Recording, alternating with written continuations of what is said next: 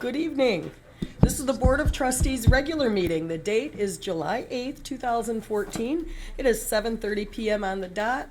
This is meeting number 2014-21. Clerk Quinlan, please take the roll. President Barry, Here. Trustee Desmond, Here. Trustee Carberry, Trustee Vorder, Here. Trustee Streit, Yes. Trustee Quinlan, here, and Trustee Olenichek. Here. We have a quorum. Thank you. Would everyone rise, please, for the Pledge of Allegiance? I pledge allegiance to the flag of the United States of America and to the republic for which it stands, one nation, under God, indivisible, with liberty and justice for all. Thank you.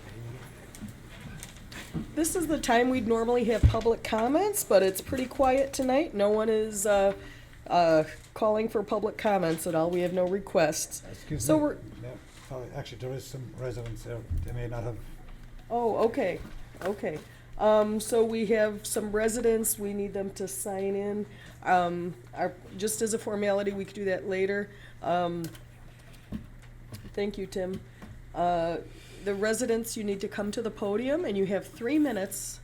And we just ask that you state your name, and then if you're an Oak Lawn resident. Okay, and our clerk will write it in so you don't have to sign in. Thank you. My name is Mary Reardon. I'm an Oak Lawn resident for 28 years. And my husband and I and my neighbor are here to find out what the status of the rental property on Lamb Drive. We had quite a few months of horror, as some of you already know from the emails. So we'd like to discuss it if we could. Okay. Our agenda doesn't have that on there, but Okay. I'll see if any, Larry, are you familiar with anything on Lamb Drive? Do you have an update? I don't have any more to add at this point, Yeah. due to litigation. Has something just recent, like over the weekend, happened? No, nothing over the weekend, but I mean, there is nobody in the house at the moment. But the Oak Lawn Water Department was there 3 times today. For what reason, I don't know. There's people coming and going. There's locks being changed, lights are on and off. So we don't really know what's going on, and we are a little worried about it, being that what we went through from January through the end of May. And most of you are well aware, I mean, we've had emails going back and forth to the mayor and to the village manager. Yeah. This is the people that were evicted? Yes. Just recently? With the dogs and that type. Yes, that's Yeah, the house, yes. Yeah, Yeah. Please contact me as well. I've talked to a number of the neighbors on Right, that too. right. I didn't realize there were still some issues. I know Well, that there they isn't were supposed issues. to be cleaning it up. It is cleaned up. Okay. Our concern is that this would happen again, and that's what we're worried about, that we get the same situation again. We can't live with it. It's just horrible. yeah. I would just suggest from the get-go, if there's trouble, let us know. We will. We will communicate with the I believe it was Invitation Homes. Yes, it is. And I was very pleased how responsive they were, and usually evictions are not so quick. I was very impressed how quick it was, so. Extremely quick. Well, actually, they had moved before they were evicted because they had no power. Okay, But they did leave the dogs in the house, and the house was just, well, my husband couldn't even cut the grass when the windows were open. The odor was so bad. okay, please keep us in the loop. We will. Okay. Okay, thank you. Very nice to meet you face to Thank you. face. Feel free and- to give me a call Okay, as well. I will. Thank you very much. Yeah, thank you. So, Mayor, just what should they do next time? Yeah, Hopefully, there won't be next time. But if they have yeah, problems, Just call us right away, and, believe me, Invitation Homes does not want this either. Might be if you have concerns, Larry, maybe we can coordinate a meeting with Invitation Homes where they can go through with the residents what their criteria are. I don't know if that's possible, but, Mayor, they'd be more than happy to do that. yeah. They've gone through a lot. I mean, it was the neighbor from hell, and I think at the last meeting I had talked about it too. And you guys were all very good about it as far as documentation, calling the police, and that's the important thing. That's why I think we were able to get them evicted so quickly. But I understand your concern and not wanting to have to go through that again because it was terrible. Yeah. This could be council Madam Mayor, if council could look into something where we can have, if there's any laws that could be ordinances we had to put on the books that gives us anything that can expedite a process like this if you're dealing with, an extreme Sure, situation. the problem is the eviction process, that's a sheriff, county, we cannot, it's not our jurisdiction, I guess, to go and evict. I guess there are certain warrants in absolute dire circumstances, but evictions have to go through the court. We can't, the police just can't go out there and evict somebody, so.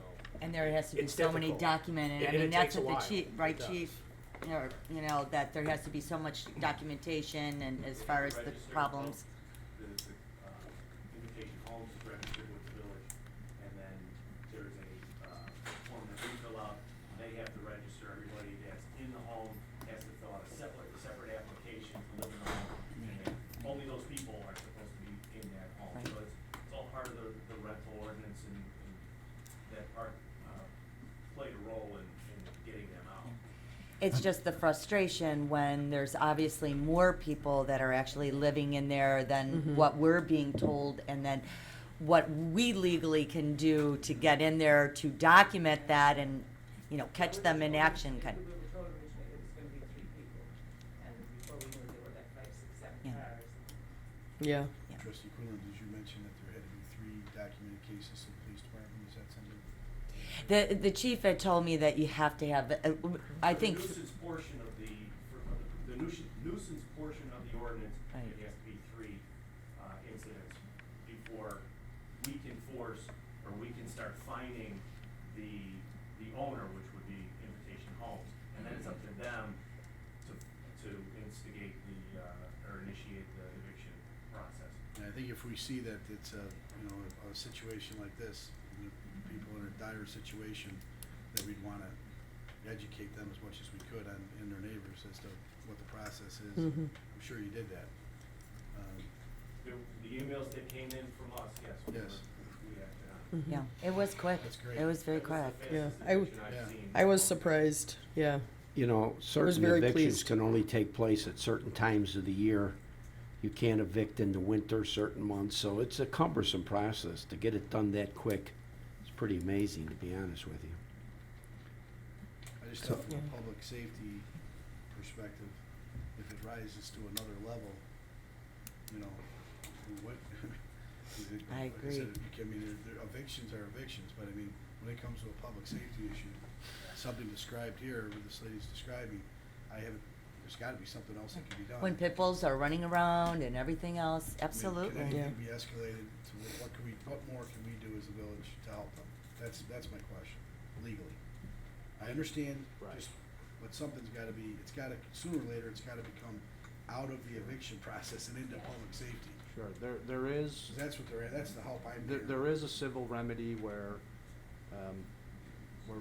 the village, we can go into court, but there has to be a showing of an imminent threat to, like we're saying, the house is gonna blow up. And I don't know this situation specifically, but it could have gotten there, so that is that we do have that's a drastic, situation, but when drastic times call for it, we do have something available to us outside of the regular. 'Cause that's what I'm hearing. I'm not hearing regular eviction. I'm hearing a public safety, public health Mhm. issue here and public I nuisance. was afraid to stay in the house by myself, our house by myself, so it's really not fair to us. Yeah, I don't think so either, so.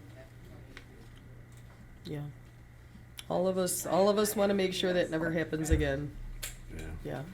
So moving forward, they should document it, call the police, You have to. file a complaint, right? So 3 times, Yeah, they can start if they eviction. just call me and, or the mayor or the manager and just say, X, Y, and Z, it keeps happening, that is not documentation. The police have to be called, and the police do not give your names to the people that they call. Right, and that's, but you guys understand that, but a lot of people still fear that, that the people will find out it's them. Yeah. Sending the emails like they did, I Yeah. think is a good idea. Pardon me? Sending the emails and documenting it. Yes. Document it, right, but the police have to have a report on it, correct? If we get an email 2 days later and we go Doesn't help check on them. the problem and it doesn't exist anymore, that doesn't help us unless somebody's willing to step forward and sign a complaint and say, yes, this happened.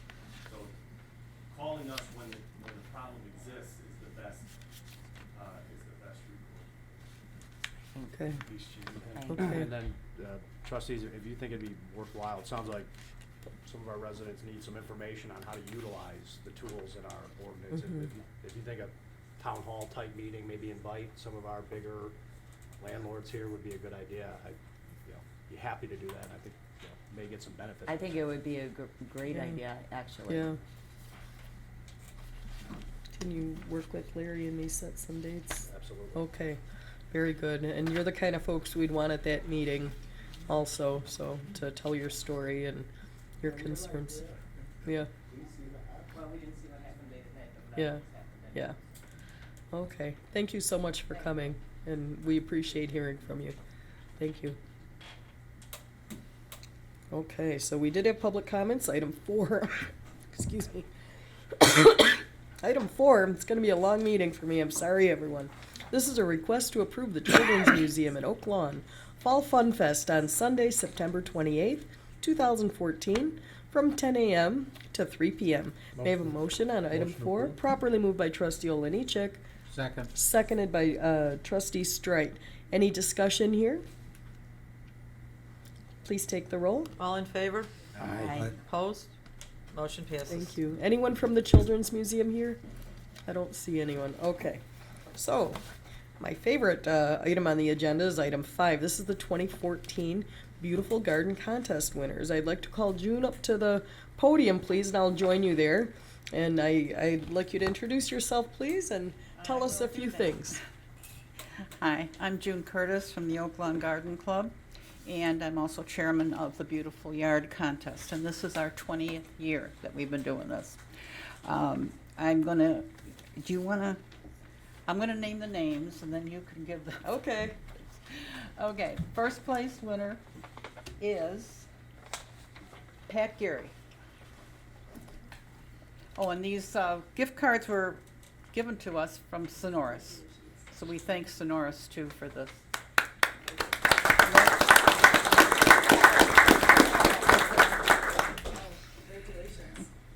And the second place is Ann Powers.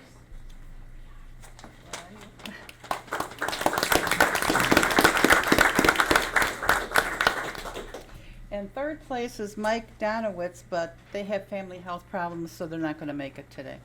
But I will see to it that they get theirs. Thank you.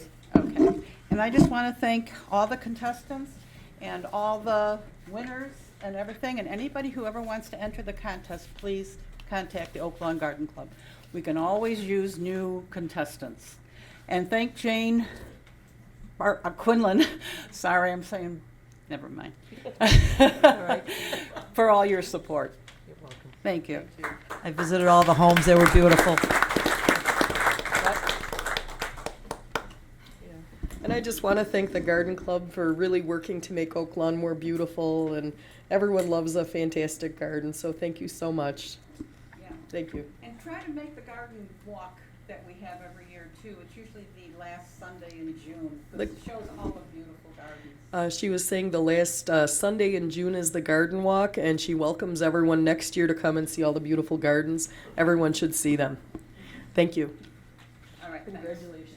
Thank you.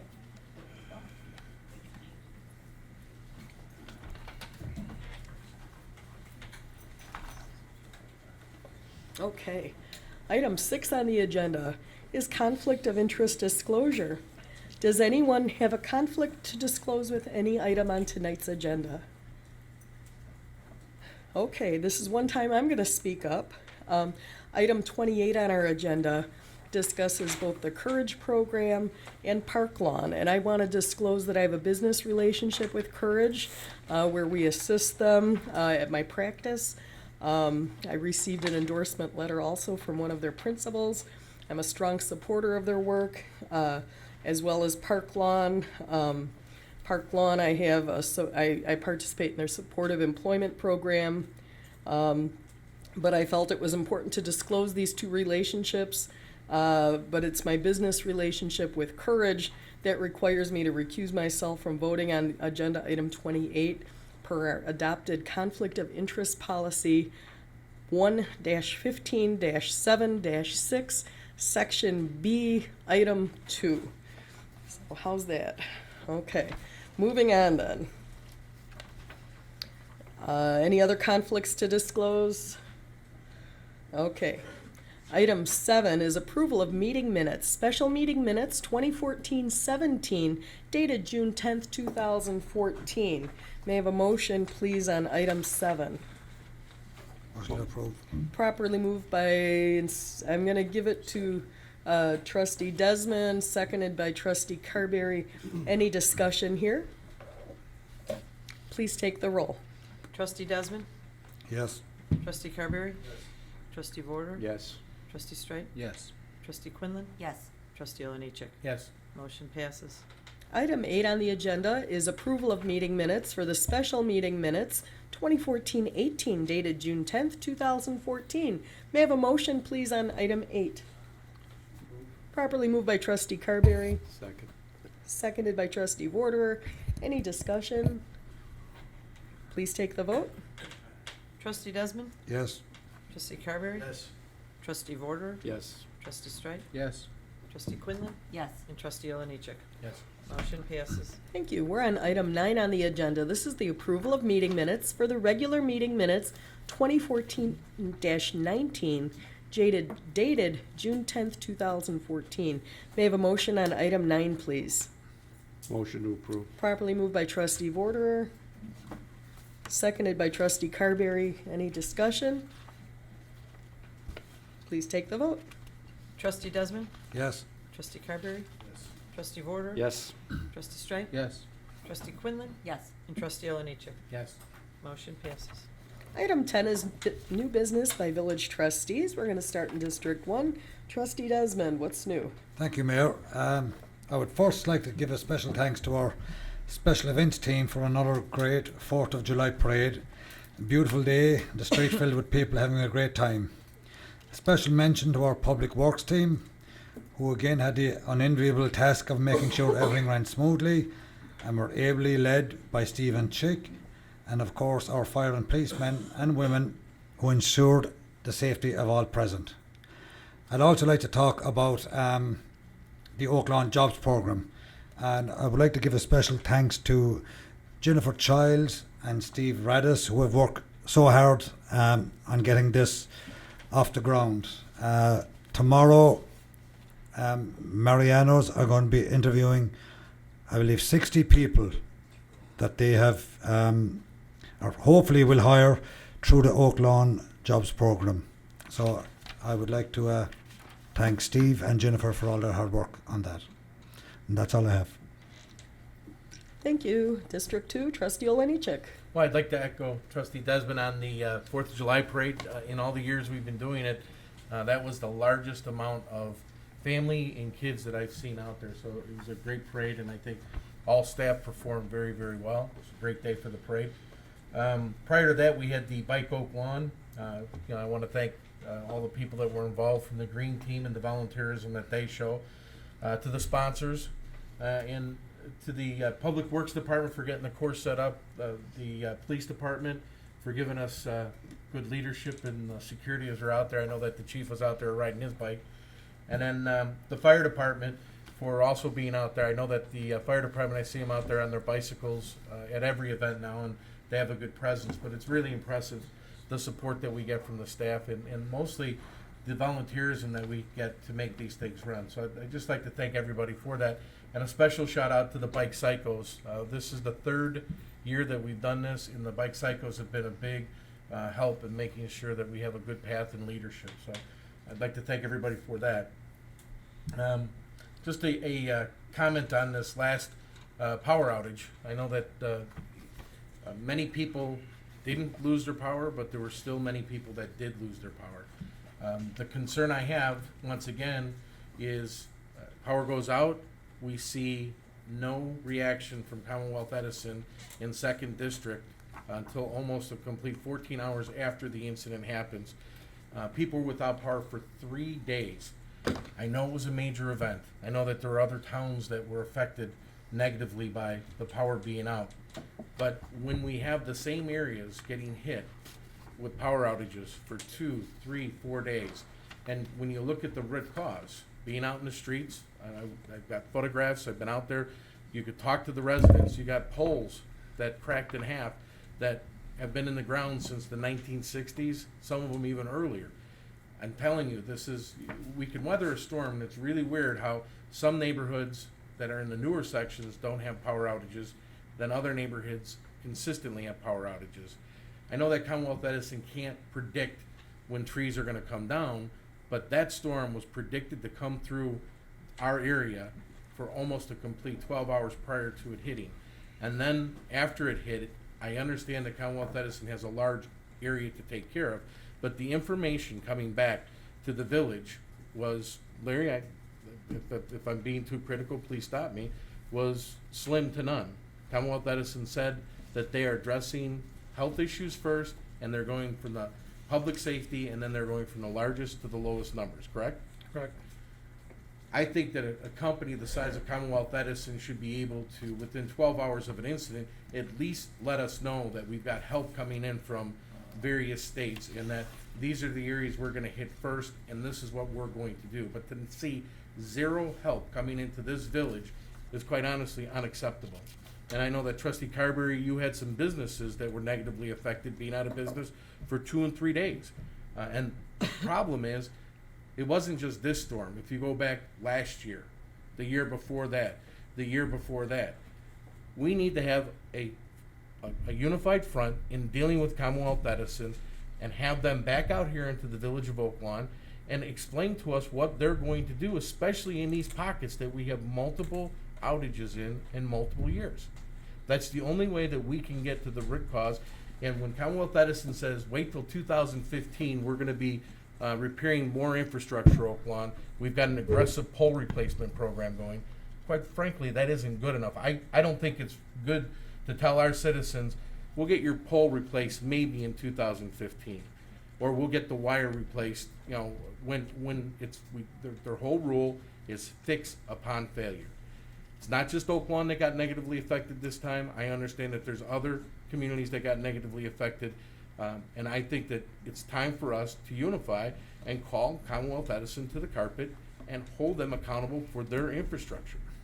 And I would hope that this board would be unified to do this so we can get to the bottom. I don't want to talk about Commonwealth Edison every year. It's them that puts this on the table and their inability to service our residents, their customers. Finally, I would like to bring up the passing of a long-time resident of the village of Oak Lawn, and quite frankly, one of the best men I've ever met in my life. His name was George Niemeyer, long-term resident in village of Oak Lawn, 2nd District, and just a great gentleman. World War II veteran, came into Oak Lawn, settled, raised his family here. He and his wife of 60 years built a great family. And I met George back when I was younger, and he was just one of those nice men that showed you the right way of doing things. Always had a kind word to say about people, and always had a hand out to help people out. As recently as the last carnival, George was one of the guys that worked in the counting room, and I would kind of chuckle because George was like one of those old guys from the Muppet Show that whatever one of the other counters would say, he would say, well, that was a horrible count. Let me see that again. But he was a great man, a family man, and a great neighbor, and he's going to be missed. And my condolences to the Niemeyer family. That concludes my report. Thank you. District 3, Trustee Strike. No new business tonight. Thank you, and we're going to move on to Trustee Vorder, District 4. Thank you, Madam President. I would just like to echo the fine job that our staff did with that parade. The best I've seen since the parade started, and the crowds were great. I also want to recognize the people that have given us 238 years of democracy and independence. Those are the soldiers, the men and women who have sacrificed so much. A little quick report on my 3rd district meeting. This was my 3rd meeting. It was very well attended. I had over 75 people at the meeting. There was much presentation done by department heads. We addressed some of the issues on residents. I did have Jeannie Gilson, she heads our department, and she did a nice job on educating people on how they can make reports on bad neighbors. I do get a lot of phone calls on those type of problems, and if you keep a little log and you register, we can work pretty good with the city. I too want to mention a longtime resident who passed, John Lukacek, 94 years, a resident of Oak Lawn. John and his wife, I've never known a man that loved his wife more than John Yulkasek, over 70 years of marriage. John was, he had an excavating company, and for many, many years did many of the projects here in Oak Lawn. In fact, he goes back to leveling the ground and digging the foundations for Green Oak Shopping Center, 95th Street. Dug many a home foundation, leveled much of the ground for the golf course, and he was a good friend of mine too, almost a father figure. So I feel obligated to at least recognize his passing as a 94-year resident. That's all I have, Mayor. Thank you. District 5. Thank you. Actually, I do have a couple things. Last week when we had our major storm, some people had received warnings, Everbridge warnings about the severe weather. Other people said, what are you talking about? I never got a call, and I normally will get Everbridge notices, but I never got one.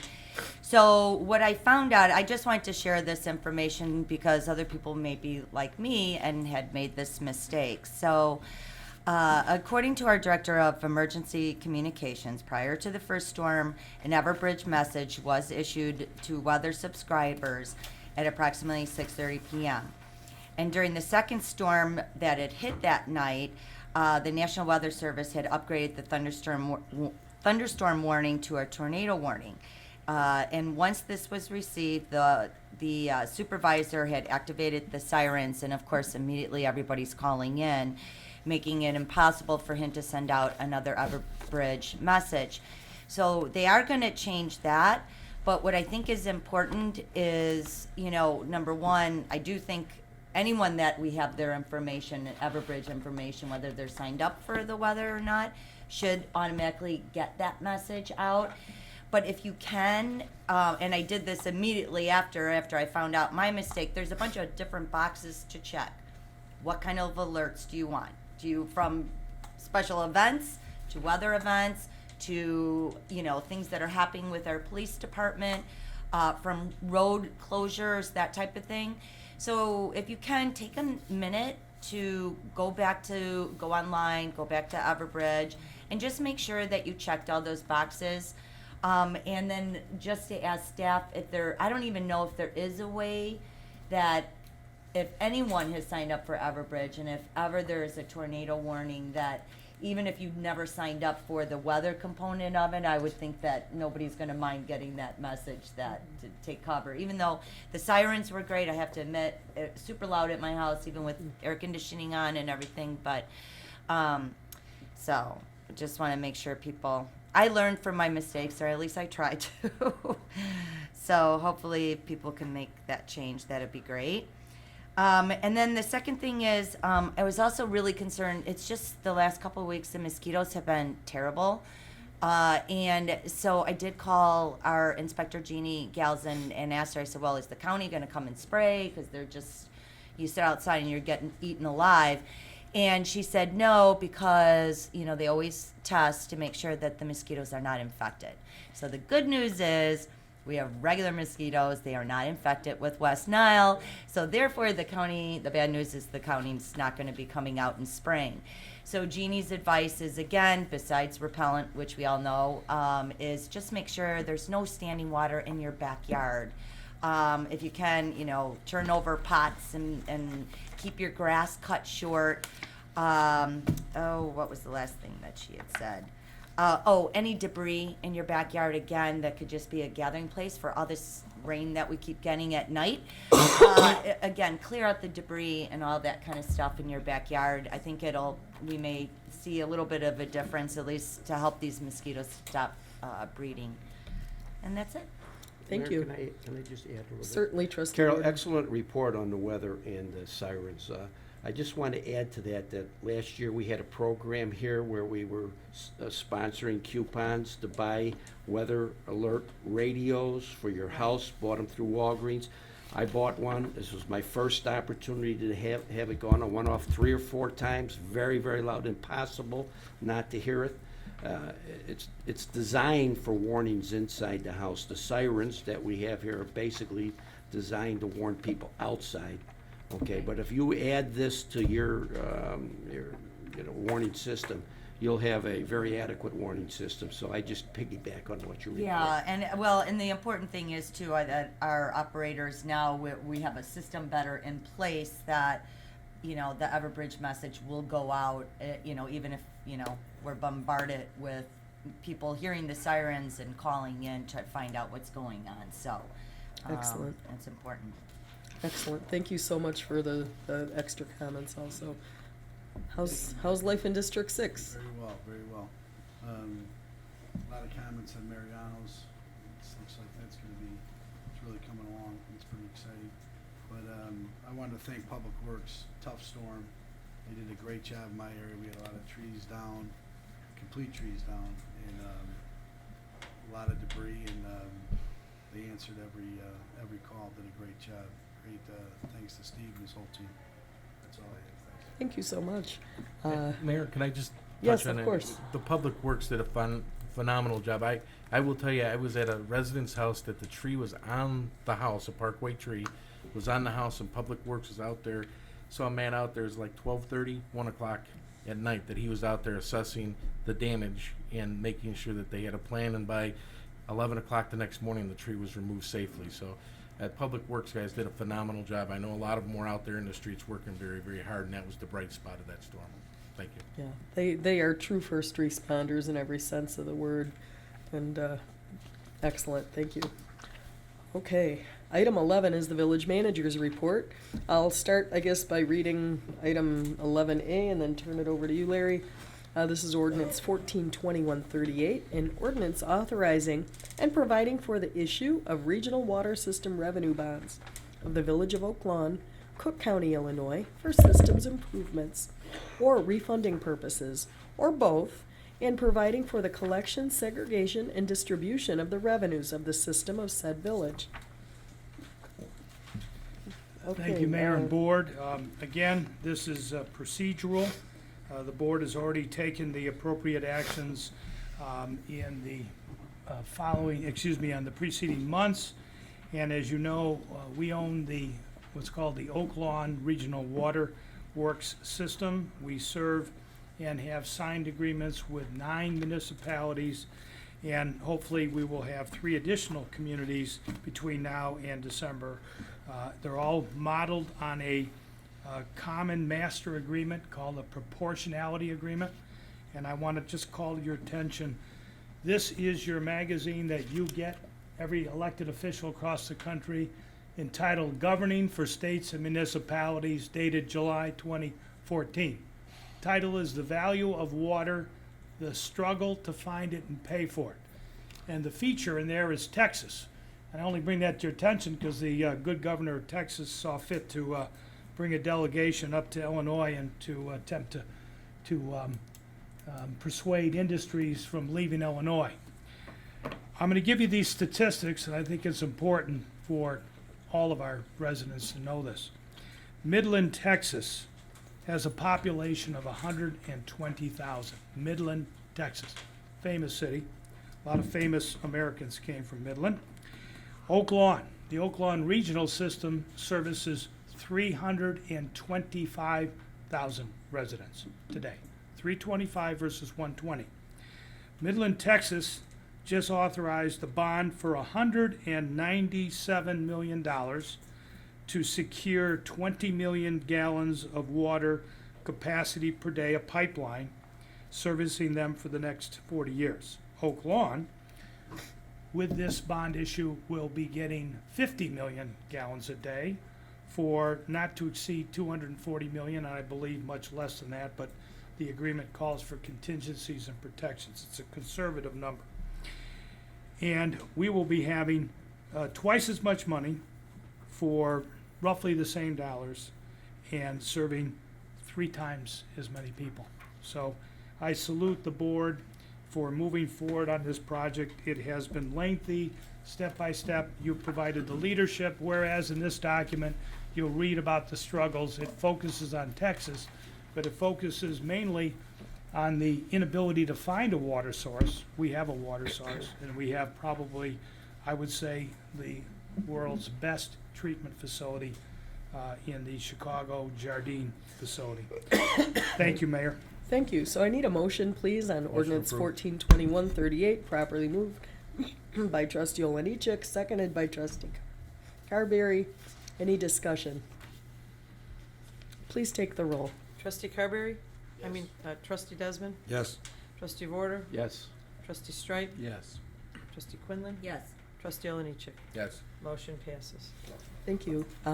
11B is Resolution 142142. This is a resolution authorizing the execution of an intergovernmental agreement with the Village of Chicago Ridge pertaining to fire chief services. Now, I'm going to call a motion before we discuss this one. May I have a Motion to motion? approve. Properly moved by trustee Oliniechek, Second. seconded by trustee Vorder. Larry, I'm going to turn the floor to you. It is your report, sir. Thank you very much, Mayor, and for our earlier discussions, before you, prepared jointly by our village council, Mr. Conley, and by the village council for our neighboring community, Village Ridge, is a proposed agreement strictly dealing with sharing fire management services. And I want to stress that again, fire management services. And that, under Illinois law and Illinois Constitution, is within the authority of this board, the governing board for this community, elected officials, as well as the elected governing board in Chicago Ridge. The agreement indicates that both communities, in the interest of providing fire rescue services as efficiently as we can, join together using the services of our fire chief, George Sheets, to serve in that role for both communities. So that is what's before you. Chief Sheets and I are here, more than happy to answer any questions the board may have regarding this agreement. It is for a period of the remaining 6 months of this fiscal year and for 2 years henceafter. If tonight this agreement is approved by the board, it will be on the July 15th agenda of Chicago Ridge. I spoke to the mayor late this afternoon, and he wanted me to convey to the board he'd like to thank the mayor and the board for your consideration, and assured me that the item was prepared and ready to go forward in its entirety without any changes on July 15th in Chicago Ridge. Thank you, Mayor. Thank you. Any comments, any discussion? Okay, let's take the vote. Just one question. Oh, trustee Mayor. Straight. I had received an email document earlier this week, and then there's a copy of an ordinance on our desk tonight. I'm just wondering, is there any difference at all between those two documents? No. Go ahead, Pat. There's not, trustee Strike. The only addition from what you received is the actual resolution itself, but the document is the same. Thank you. Thank you. Thank you. Excellent question. Any other, okay, let's take the vote, please. Trustee Desmond? Yes. Trustee Carberry? Yes. Trustee Vorder? Yes. Trustee Strike? Yes. Trustee Quinlan? Yes. And trustee Oliniechek? Yes. Motion passes. Thank you, Mayor, board. Thank you. That's all I have at this time, Mayor. Okay, thank you.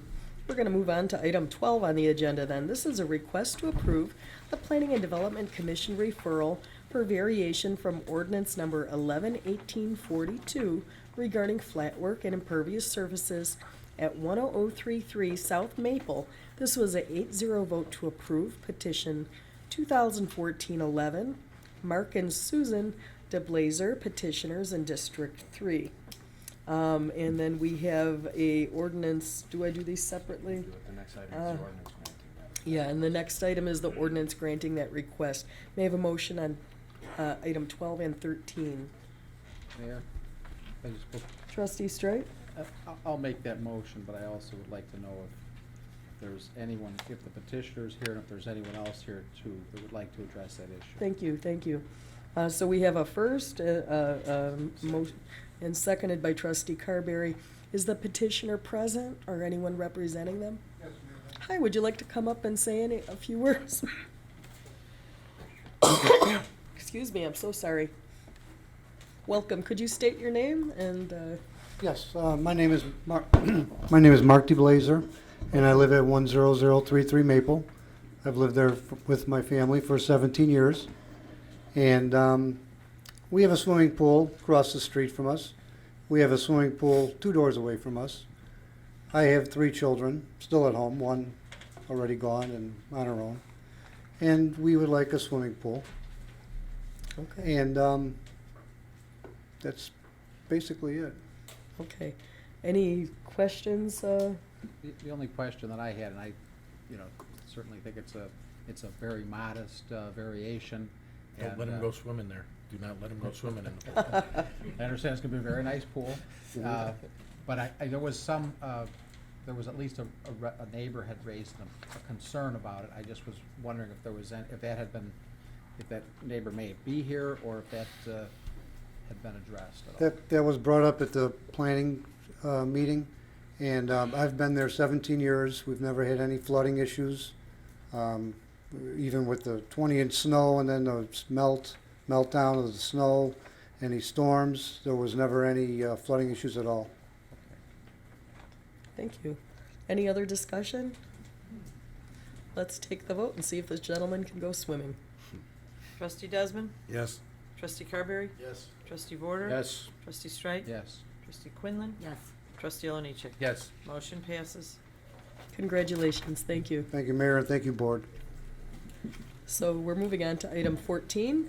This is a request to approve the Traffic Review Commission referral for a 4-way stop sign. This is at the intersection of 90th Street and 51st Avenue. It was a 5-0 vote to approve. Motion to approve. TC 1208 SS, Marietta Dixon petitioner in District 2. And then we have item 15 in ordinance 142140 granting that request. I'd like a motion, please, which we have from Trustee Oliniechek on item 14 and 15, and seconded by Trustee Carberry. Any discussion here? And is the petitioner present? Okay, let's take the vote. Trustee Desmond? Yes. Trustee Carberry? Yes. Trustee Vorder? Yes. Trustee Streit? Trustee Quinlan? Yes. Trustee Oliniechek? Yes. Motion passes. Thank you so much. And we're on item 16. This is a request to approve the Traffic Review Committee referral for a 3-way stop sign at the intersection of 108th Place and Cook Avenue. This was a 5-0 vote to approve. TC 1212 SS, Michael Swice petitioner in District 5. And then we have ordinance, ordinance 142141 granting that request. May I have a motion, please, on items 16 and 17? Motion approved. Properly moved by Trustee Quinlan, seconded by Trustee Carberry. Any discussion here? Is the petitioner present? Let's take the vote. Trustee Desmond? Yes. Trustee Carberry? Yes. Trustee Vorder? Yes. Trustee Streit? Yes. Trustee Quinlan? Yes. Trustee Oliniechek? Yes. Motion passes. Okay, so here we are at item 18. This is a request to approve the Appeals Board referral for encroachment into easement at 10021 South Massasoit. This was a 4-2 vote to approve. Petition 2014-3, Mike Sawicki, petitioner in District 3. And then item 19 is ordinance 142142, granting that request, that encroachment. May I have a motion, please, on these 2 items? So moved. Properly Second. moved by Trustee Streit, seconded by Trustee Oliniechek. Is the petitioner present? Thank you. Is there any discussion or questions for the petitioner? Yes, could you please come up to the microphone? And Not we- for the petitioner, Oh. actually. I don't have a question for you. I'm fine with approving it, but I had talked to Jack Gallagher about it because the wording was a little confusing on the whole thing. And so if I could just say yes, just based, when we were talking to Jack, he doesn't think that MWRD has an interceptor that runs there, but he just didn't have time to double check that. So he just wants to make sure, I'm willing to approve just based on that there's no interceptor underneath there. Okay, so we have conditional And that there's approval. no, from what I understand, the village, and Jack believes that the village has no storm sewers underneath there, and that it's just an abandoned, right, The sewer's in front of the house, even though there's an easement for it there. right. But then as we were talking, he's like, just maybe I better double check about MWRD not having an interceptor there. Okay. I mean, the last thing you don't wanna do is have it there and then this becomes an issue. Let's just make sure that it's not there. that there's nothing, but can I say yes, just based on that there's nothing in there? Right, so, Subject to, so I believe yeah. the motion would be to approve the encroachment and agreement, subject to confirmation by village staff that there's no utilities whatsoever within the easement. That'd be great. Second. Right, it's sort of one easement on top of another. There's an Right. 8-foot and then a 16-foot. The 8-foot, there could be utilities under there. Danya kind of took an overhead shot. Could you come to the microphone? That way, if it's televised, people can understand what you're saying too. I'm sorry. So let's start by stating your name, and then if you could just say that over, please. Thank you so Mike much. Sawicki, 10021 Massasoit. It's a confusing easement. I live in a cul-de-sac, and I guess when that subdivision was built, the thought was maybe to put the sewer system at the back of the property.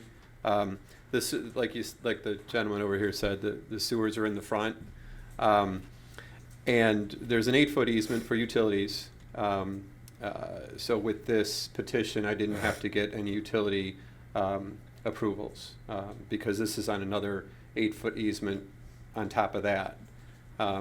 Strictly for the Village of Oak Lawn's use for future sanitary sewer needs. The committee that voted on this decided 4-2, I guess, is what the vote was, that they would allow an encroachment instead of vacating the entire easement. If I could, I don't know, could I at least try to clarify a little bit? Sure, and our There's- engineer is here, and he may want Okay. to add a few words also. Well, you know, it just, there's two separate easements. The petitioner is asking for this particular vacation is on the 16-foot easement, that it's very clear that there are no utilities in that easement. He's not asking to vacate the easement, the other 8-foot easement that will remain in place, so I think that. I don't- Right, that's correct. Yeah. It's actually not a vacation. Could you bring the Encroachment. microphone Encroachment, close to you, excuse me. please? Thank you. He wants to encroach into the 16-foot easement. The utilities for that are out front, so it's okay. As long as See we're no just gonna, concern. we're just gonna Not verify necessary that there's no To make it conditional. sewer in that easement. Right, that there's nothing underground right now. Right. And Okay, he's not great. in the 8-foot easement. Great.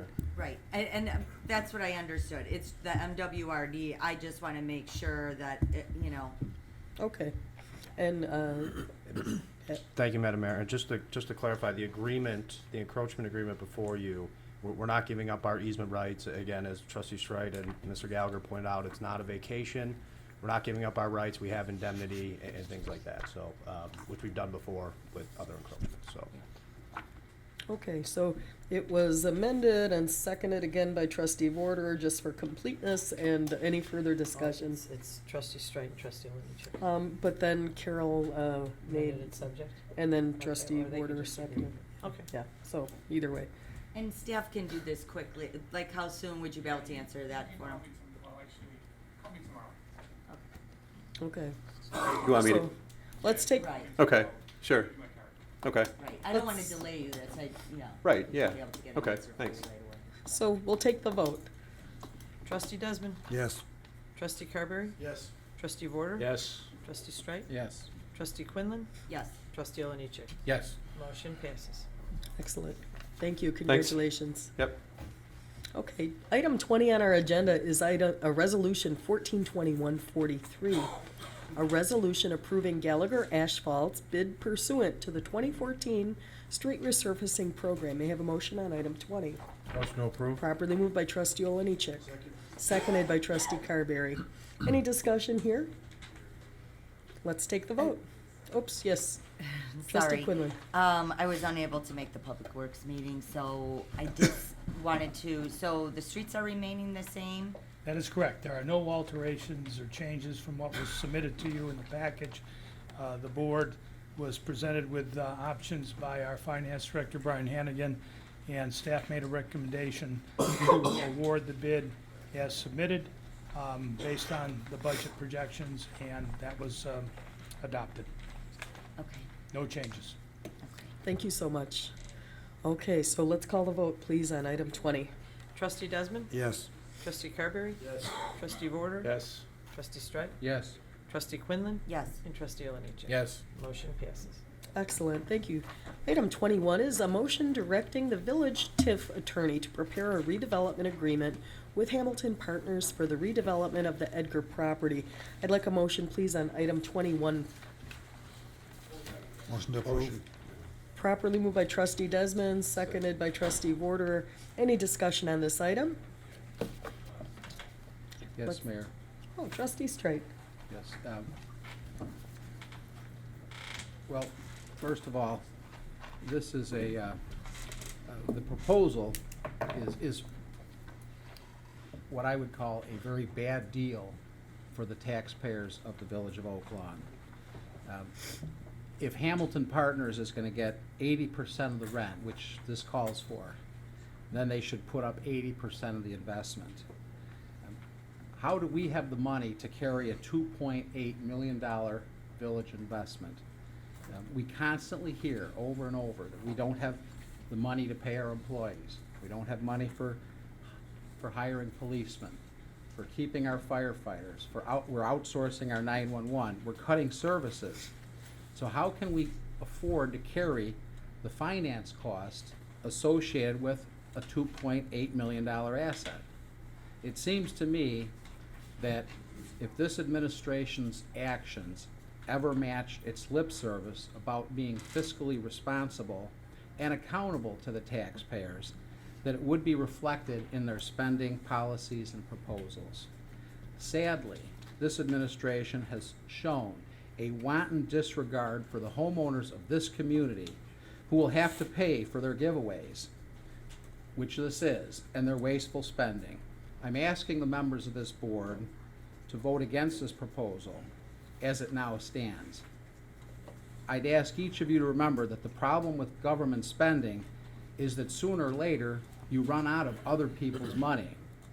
We owe it to every taxpayer in Oak Lawn to stop the multi-million-dollar giveaways. And I ask a question of Mayor Berry and every board member here.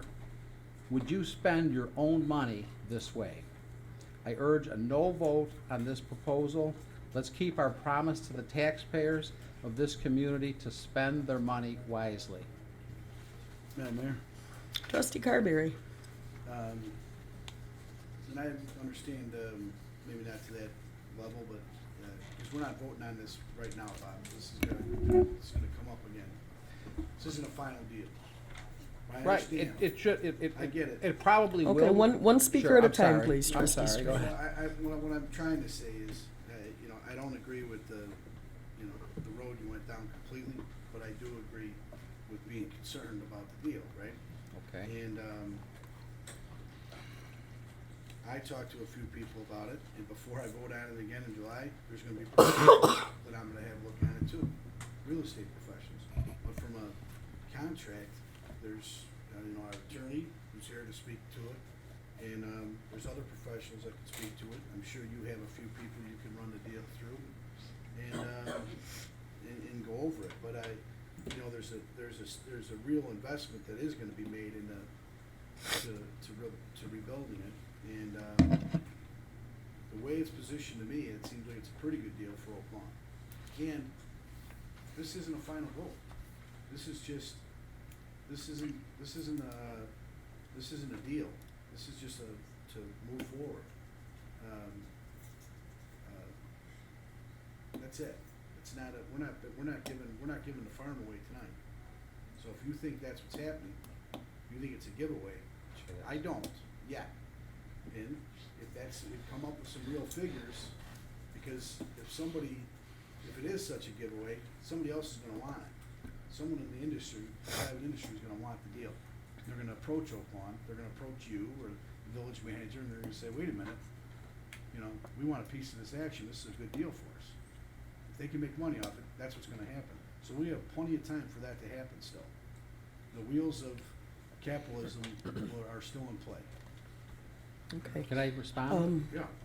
Well, it's up to me to say, but yes, you can. Then we have Larry, then we have Carol, then Terry, and we're just And I, I appreciate the fact that you say that, we're not doing the deal tonight, we're not giving away the farm, but quite frankly, if we didn't have this discussion, this deal would be before us. This is exactly what it would look like next month when we would be voting on it. And I would, there's some really simple and obvious components of this deal that just jump right off the page to anybody that's looking at it. We paid $2.5 million for that property. And Hamilton Partners is offering in their proposal to invest $1.3 million into improvements. That includes soft costs. All right, now our $2.5 million, which we've been carrying this on the books since 2009, does not include soft costs.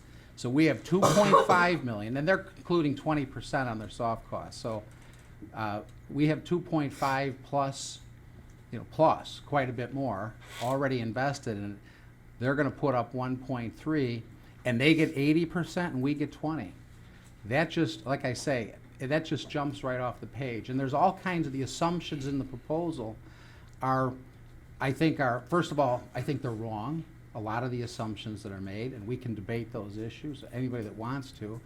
But I'm going to tell you this, on its face, it's a bad idea for us to enter into a long-term agreement on this property, this particular deal, which they're talking about providing a medical use in the center, no sales tax, a couple of restaurants, which, by the way, I'll remind everybody, years ago, this was going to be a Gibson's. Great idea for the village. This is not a great idea. This is a bad idea for all of us. If it's worth $2.8 million, as the manager says that it is, then let's sell it for $2.8 million. It'll solve a lot of our problems right away. Okay, yes, Larry. Thank you, Mayor. And Trustee Strike, again, I like to be respectful up here, but this is a pattern. You don't have to. Trustee I will Straight, be I'm gonna ask respectful. you to not interrupt the speakers once again. Thank you, Mayor. We've seen this week after week. I'd like to thank those trustees that take the time. The way the system works, they get their information letter and their agenda on a Friday. Now, it was a holiday weekend, 4th of July. Most of the trustees were able to make the parade. They were there. Someone had a question about any public policy, the agenda, they certainly could talk to me because it went to them on Thursday. Over the weekend, they could have spoken to me, and Monday and today.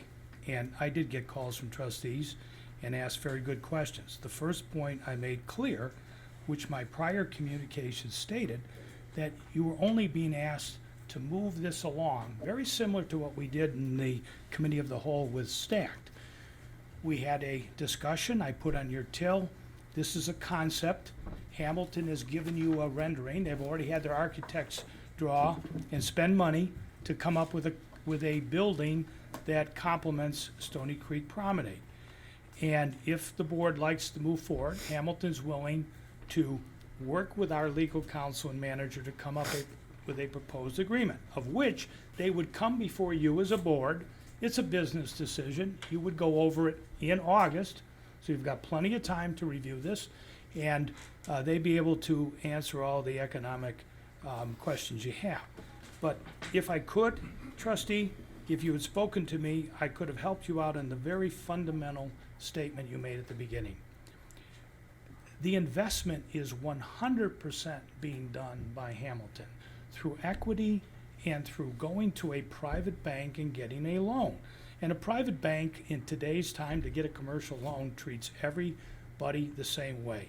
Hard, difficult, very, very strict regulations because they're under the gun from certain SEC rulings that have taken place for the advantage of all consumers, taxpayers, and business folks. And in this case, they would make an investment as opposed to us taking an asset and spending any of our money that we're trying to use for paying down debt, paying down unfunded pension liabilities, all which our treasurer has brought to our attention, and rightfully so. We're working on that plan. So Hamilton will take our asset, which is a very valuable asset. They'll make the improvements, enter into leases manage those tenants on a five-year basis, which is not a very long basis, with the ability to have 2 5-year extensions. In that building, they can put all retail if you like. They can put mixed use, and I've had discussions with some trustees about why a mixed use may be a good way to approach this property. This is a limited size site. We don't want to negatively intrude on parking on the adjacent neighbors, the Cloisters. And if you put too many uses that have high parking needs, you create a problem. Or if the uses aren't compatible, for example, medical use, a smaller medical use versus a full medical use, that parking in the evenings and on weekends will be available mostly for restaurateur customers. So there's a plan. We're not the experts in real estate, Hamilton is. And Trustee Carberry is correct. I welcome everybody through your own personal contacts, other real estate professionals. If you have any questions, provide the input to myself and Mr. Welch, and we'll incorporate those and negotiate them before Hamilton meets with you. And they wanted to emphasize tonight, based upon earlier questions that Trustee Quinlan provided, and I thank her for that they welcome the opportunity to appear before this board. They'll be giving you an update, for example, on Cooper's Hawk. Cooper's Hawk will be given their pad in the next 2 weeks. Cooper Hawk is feverishly working through their design, so Cooper's Hawk can be appearing before our Architectural Design Board. Hamilton's been before our Architectural Design Board just a couple weeks ago, had a great meeting for the monument signs that they're installing for Mariano's as well as the other tenants off of 111th Street. They needed to go back for approvals. That's incorporated in another item that you have before you, amending the ground lease. All good business deals. And again, I'm going to submit to you anybody who hasn't yet gone to 111th and Cicero and seen the caliber of construction underway. Hamilton is one of the best developers and most ethical developers you could have in the Chicago area. And I'm very pleased that they would even consider investing their own money along with the bank to continue building on the value of that area. Someday, Bob, I think it'll be appropriate time to get a highest value and sell that building. In the interim, we're getting rent. We received from Midwest Orthopedics, Finance Director Hamilton, how many hundred thousands of dollars have we paid off already through leases with Midwest? $238,000. Thank you. And in the transition with the other tenants that we had in the other buildings, we also accrued hundreds of thousands of dollars in rent, all which goes in to pay towards this project. Also, this will now be put on the tax rolls. This building is not on the tax rolls. It's also in the TIF. So we will capture, based upon the actions of this board recently, to approve the revised districts and the new TIF. You will capture the full value if we move in a timely fashion. By next spring, that Edgar building can be looking very much like it's part of Stony Creek Promenade, and it will be assessed fully by the Cook County assessor, and that will be taxes that the village will accrue every year, as opposed to the 11% we normally get. We'll be getting the same percentages we get on all of Stony Creek Promenade because it's in a TIF. Thank you, Mayor and Board. Mayor? Okay. Actually, we're going to go to Trustee Quinlan next. I totally get, where Trustee Strikes come from. I mean, it is frustrating because originally it was going to be a Gibson's, a restaurant, and I'd love to be able to sell that property, and for $2.8 million, and call it a day because we don't want to be in this business of holding this real estate. The bottom line is, number one, we don't have a buyer, and two, it looks terrible. And if the developer can come in and resurface it, make it look nice, and make it look part of the other part of the development, that's a good thing. The numbers crunching, that is where, I talked to Larry today and I talked to Brian today. And my biggest concern, obviously, I do not want this village to be hurt by making this decision, because we are locked in for a number of days. And I'm open to looking, going to this next step, voting on it, approving this part. But, again, we just not, I don't know if Brian wants to speak to this at all, Well, about where the numbers are at, but. If I could before that, and it's very, very important, trustee, I didn't use the name of any specific restaurant that we would have brought to this site that came from trustee Strike. But I've had a discussion with each of you individually. I know. I am extremely proud of everybody in this organization to even be able to get the high caliber potential investors of a Gibson organization. That speaks highly of Oak Lawn. Now, the fact that they were competing with Cooper's Hawk, and we were fortunate to get Cooper's Hawk, that's fantastic. But both those restaurateurs, who are highly successful, privately owned, when they visited that site early on in the stage, they said, Mr. Manager, until we see the full picture, until we know that you have other clients, we don't want to be the first one because this has insufficient parking. The amount of parking that would be what's called a cross easement agreement, so that anybody can use parking in the other lot in off hours, are extremely important to a restaurateur. So I don't want anybody to leave here thinking that Gibson's was gonna, come here No, and I'm locate a just, restaurant. They I'm would not have talking about that. done I'm that. talking about our They make a original deal every vision was One to at a have a time, please. restaurant. To have a restaurant there, and ideally, whatever that business or restaurant was, they would have bought the property, and we would have gotten a good price for it based on the fact that we've got a great development. Mariano's is coming in, it's gonna draw a lot of foot traffic. So that's changed. But, like I said, it looks terrible right now. Obviously, something has to be done with that. Is this the best answer? I'm not sure that I know that for sure. Brian tells me, numbers wise, that it works. We can't leave it as it is. I mean, that's the bottom line. And will someone buy it? I don't know that either. So what's the best of? Well, I would say, trustee, Case all scenario. good points, good questions. All I'm asking tonight is if Right. you authorize to work with Hamilton, we will be back to you in August. If you vote yes tonight, they're gonna spend more dollars and money and come and appear before you, and they welcome that opportunity. You can ask all those questions, and I'm sure at that point, you'll have all the information you need to make the right decision, which, bottom line, your only decision is what's in the village's best interest, and I know you'll make that right decision. Thank you. Trustee Warder. I think the village manager's answered a lot of questions. I have a recall. At the time that building was purchased at 2.5 million, there was a vision, and it was just a vision, that was thrown out to justify that purchase price. I recall a motel across the street selling a similar piece of property, selling for $690,000, and they tore that building down. I remember thinking, how come this side of the street is worth $690,000 and that side of the street's worth $2.5 million? I think if there was any kind of misuse of the taxpayers' dollars, was purchase of that property. And now, this is just, I don't know where you voted on that, Bob, at the time.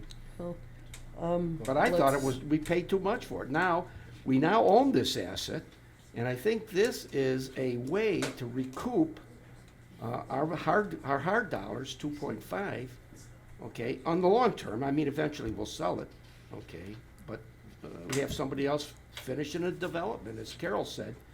And I think Trust- it's, yeah. reality is set in here today, and we're gonna vote on reality. Okay? Trustee And that's Vora- because we got someone to do it. Mayor, if I could, the cash flow, I went through some of these numbers with Carol, but the rents make the value of that property worth about $1.5 million to $1.6 million. So the fact is, you're exactly right. The 2.5 that we paid, just like the other properties at 111th Street, we paid more than what the fee simple value of the land is. It's not, you can't base, you have to look at what the village is going to get in property tax and sales tax, obviously, but when you look at the value, the pure simple value of the land, it's not worth, I don't know where the 2.8, I mean, people throw these numbers around, but we bought it for 2.5. Bob's exactly right, but it's worth probably about $1.6 million. Thank you. I'm going to turn the floor to Trustee Straight, but before I do, I want you to also address Trustee Straight. You were talking about wasteful spending. I really want to know what you mean by that comment as well, okay? So Yeah, I'll let you okay. have the floor for a minute. Well, thank you. I really do want to address that. But first of all, it was the manager who has, first, he has written, even this week, that property is worth $2.8 million. Isn't that correct, manager? Well, I hope, Mr. Strite. It's a simple question. It's Did you say probably it's worth worth 2.8? millions of dollars, as your finance director just pointed out. The mere fact that you approved the TIF and the property generates no property taxes, guess what? That in property tax alone, 23 years times well over 100,000 is gonna generate over $2 million. Then you have the sales tax, and I can go on, and then you have the acquisition price, which you're fully aware the village's goal is to sell Stony Creek Promenade, probably in phases, and I suspect the highest and most likely builder will be the institutional purchaser of Phase 1 and Phase 2. That's pretty logical, that would be the one who'd have the most interest, and I think at the right time, the board will, again, be able to make a decision on that, trustee. Well, okay, so, but you actually have written more than once that the Okay. building. Can you continue, please? I am continuing. Thank you. The building, you've written that the building is worth $2.8 million, and I think the truth is probably that it is worth significantly less. But I think when we base our decisions on false assumptions, which there are a lot here, dig into this, dig into the details, the suggestion that there's going to be $100,000 in property tax, and quite frankly, look at what it's going to throw, what the village's portion of that. The numbers do not add up, and so Madam Mayor. as far as the just a moment. as far as the mayor's request for let's talk about, she wants to hear about the wasteful spending, and really it does. There's a lot of wasteful spending around that we have around here. Certainly a lot of it has to do with this development. And, we have very recently the $1.7 million giveaway to ComEd, the $3.6 million to Hamilton Partners for water and sewer that was not required of us to do. The millions of dollars, you asked me to answer, I'd like to answer it. You can answer me. The Well, millions Trustee of Straight, dollars. I control the meetings, The sir. millions, you sure do. Yes, I You do. do a heck of a job. The Yes, I millions do. of dollars to our lawyers for lawsuits against our fire department, against our 911 operators. You want me to continue? Trustee Straight. How about the no bid contracts to political cronies, Mayor? How about those are in Oh, my excess of $1 God. million? Trustee Straight, a I'm year. gonna rein That's you in right wasteful now. spending. That's really wasteful spending. Okay? That is a Yeah. dream in your mind, sir. Yeah. No, it's I'm facts. going to How about talk facts, about okay? It's Trustee facts. Straight. I'm gonna just rein you in for a moment. Yep. And Sure you are. Mr. Welch, could you please come to the podium, sir?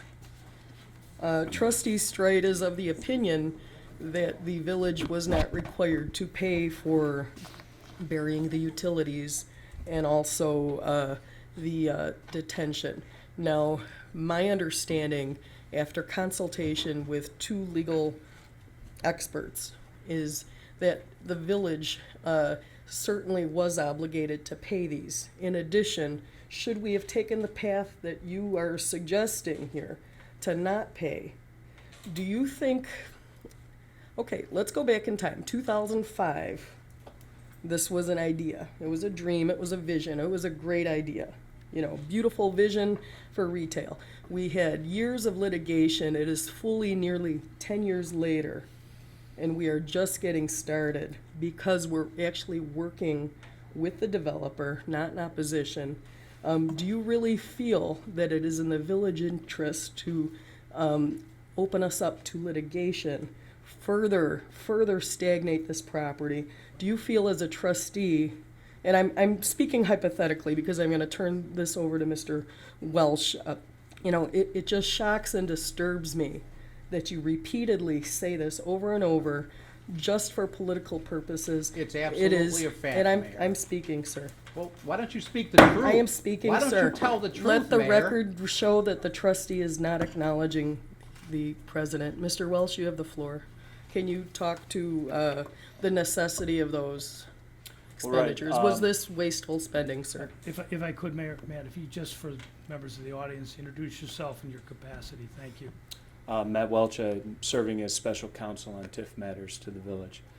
The ground lease as negotiated, it had certain acts that had to be performed as preconditions to the term commencement of the ground lease, rent commencement. Two of them were building the detention facilities and burying the ground lines. Now, there's been a lot of discussion that if they didn't happen by December 31st, 2013, the developer could terminate the lease, and that's correct. That's one of the remedies available to the developer under the ground lease. However, what seems to be missing is that section 27.3 of the ground lease, it identifies remedies, and it specifically states that specific remedies listed in a particular section are not exclusive. That in fact, the developer has all remedies available at law or in equity for the failure to perform an obligation under the ground lease. So to say that their only ability would be their only recourse would be to terminate the lease wouldn't be correct. They could sue the village. Now, the ground lease, it specifically states that the damages they could seek from the village are limited to the village's estate, meaning the property. So they would have to sue for damages out of the property. But they could in fact sue for damages for our failure to do this. I would point you to the construction schedule under the ground lease. It had Hamilton putting hundreds of thousands of dollars into the property throughout the summer and fall of 2013. And for them to have invested all of that money, December 31st, 2013 hits, and the village hasn't completed its work, all Hamilton could do was terminate the lease. That's an excessive amount of risk, and Hamilton's been around the block, a lot, and I don't think they'd agree to limit themselves to those types of remedies. Now, luckily, Hamilton has been very cooperative with the village over the course of this construction, and they voluntarily extended the timeframes for the village to complete these items. Currently, the ground lease, or currently burying the utility lines, it's been extended to August 15th. And I just think, this project is progressing. You have some wonderful grocery stores, Cooper's Hawk, to take this position. It's going to cripple the future development of this project, and they do have rights more than just termination of the lease.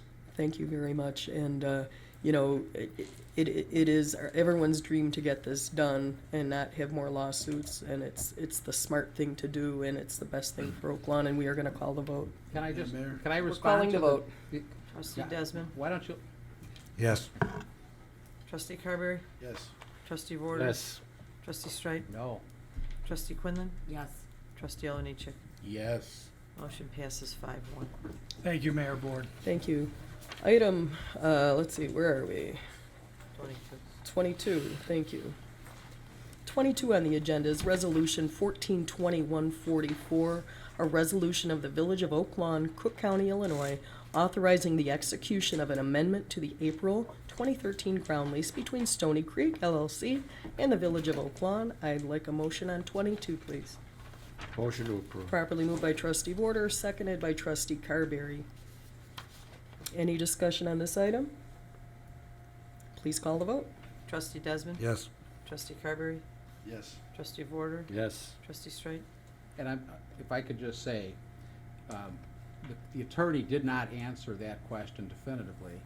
I asked for a legal opinion on it, and I was told that one didn't exist. And I guarantee you that the attorney would not put it in writing that we were required to do that. I know he didn't say that right now. Trustee He wouldn't Straight? put it in writing either, but yes, I'll. Trustee Straight, the Yes. vote's been called. We are I'd we like are him to not put it in writing, discussing though. actions on a You said prior. that we were legally required to do it. Why don't you Trustee ask him to Straight? put it in writing? Trustee Straight, we're taking the vote. Yeah. I'm sure I won't see that. Yes. It'll be your sweet disposition that just. Trustee Quinlan? Yes. Trustee Oliniechek? Yes. Motion passes 6-0. So we're on item 23, resolution 142145, a resolution waiving the competitive bidding requirements and approving the purchase of a wireless target carrier system from Megget Training Systems. May I have a motion on Motion 23? approved. Properly moved by trustee Oliniechek.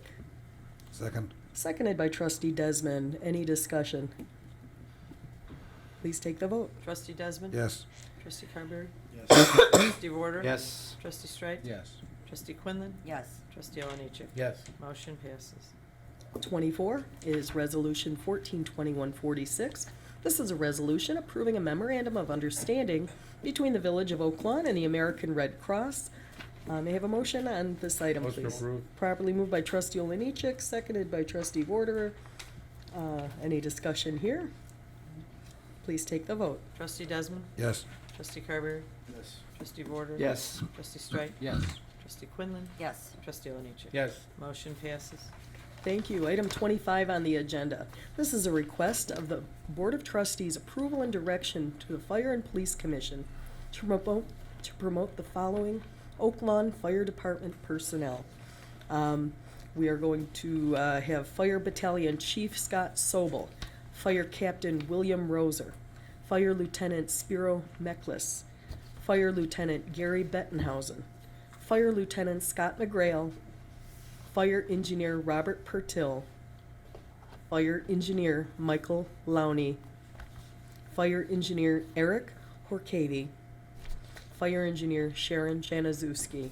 May I have a motion on item 25, properly moved by trustee Oliniechek. Second. Seconded by trustee Carberry. Any discussion here? Thank you. Chief, any comments on this item, sir? Just very excited. It's been, Can you bring the microphone a little closer? Thank you. No comment, Madam Mayor. Just this has been lingering for a little while, and I'm pleased and that the board's approving this. Thank you very much. Any other discussion here? Please take the vote. Trustee Desmond? Yes. Trustee Carberry? Yes. Trustee Warder? Yes. Trustee Strike? Yes. Trustee Quinlan? Yes. Trustee Oliniechek? Yes. Motion passes. So we're on item 24. This is a recommended to award the purchase of one 2015 Ford 550 XL dump truck. This is for the Department of Public Works Sewer Division in the amount of $77,835. May I have a motion on item 26, please? Motion to approve, but I would have a rebuttal question after it goes. Certainly. We have a properly moved by trustee Oliniechek, seconded by trustee Carberry. And now it's open for discussion. I'm going to turn the floor over to you, trustee Oliniechek. You did mean that this is a lease, not a purchase, correct? This is a, yes, Okay. it's a lease. It's in the memo, it actually says lease, it's not on here, but in the attachment, it is a capital lease. Thank you. Paid for by the water fund. Thank you. Any other discussion here? Please take the vote. Trustee Desmond? Yes. Trustee Carberry? Yes. Trustee Warder? Yes. Trustee Strike? Yes. Trustee Quinlan?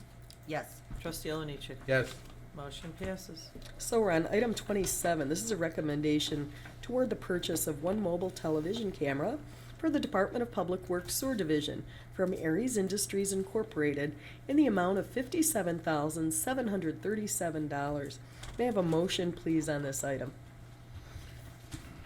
Motion to approve. Properly moved by trustee Oliniechek, Second. seconded by trustee Desmond. Any discussion here?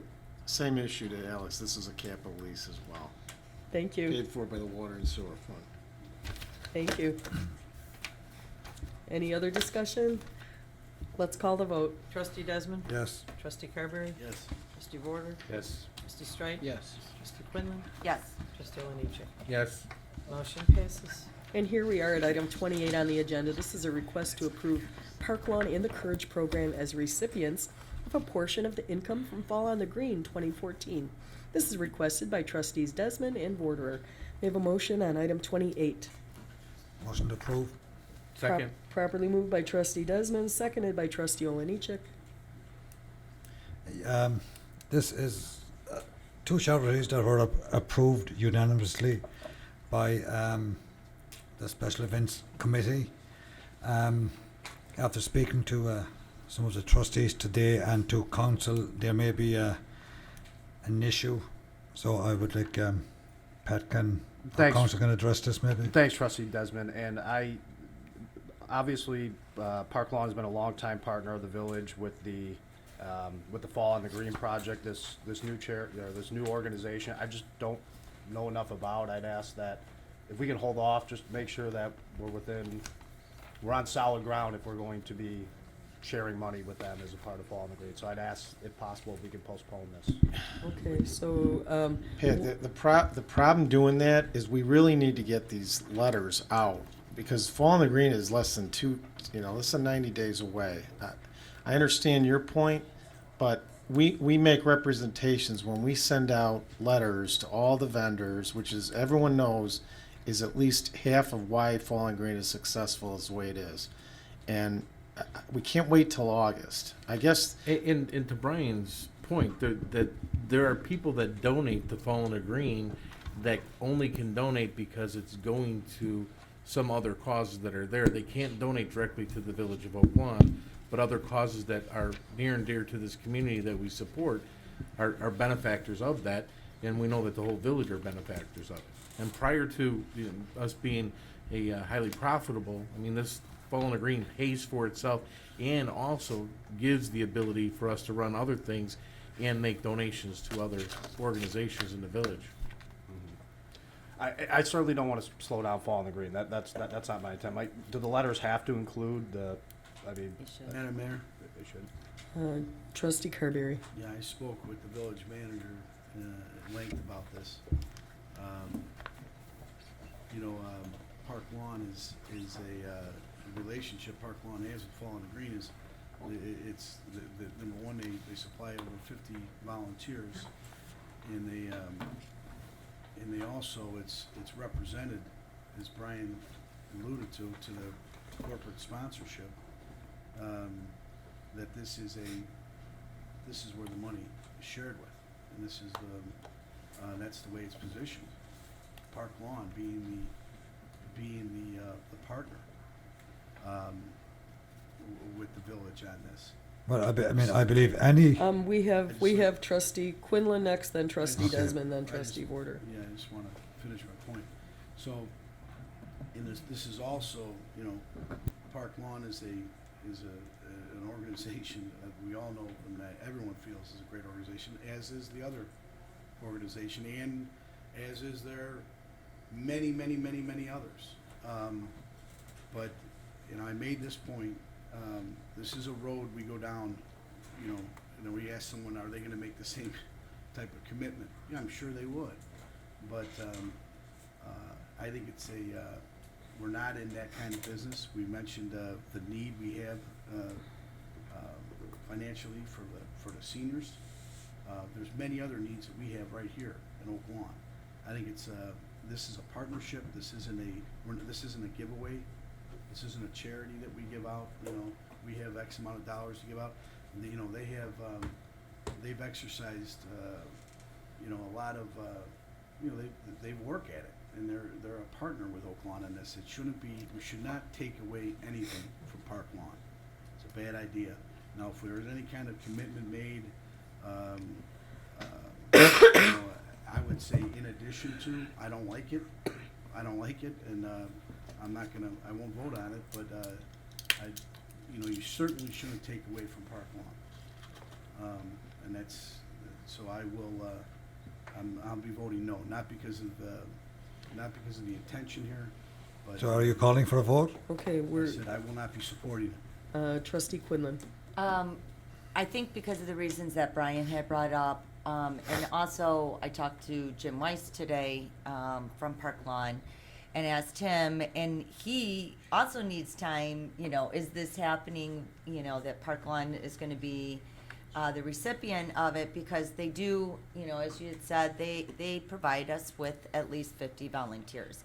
And that takes time to coordinate that and to make sure that that happens.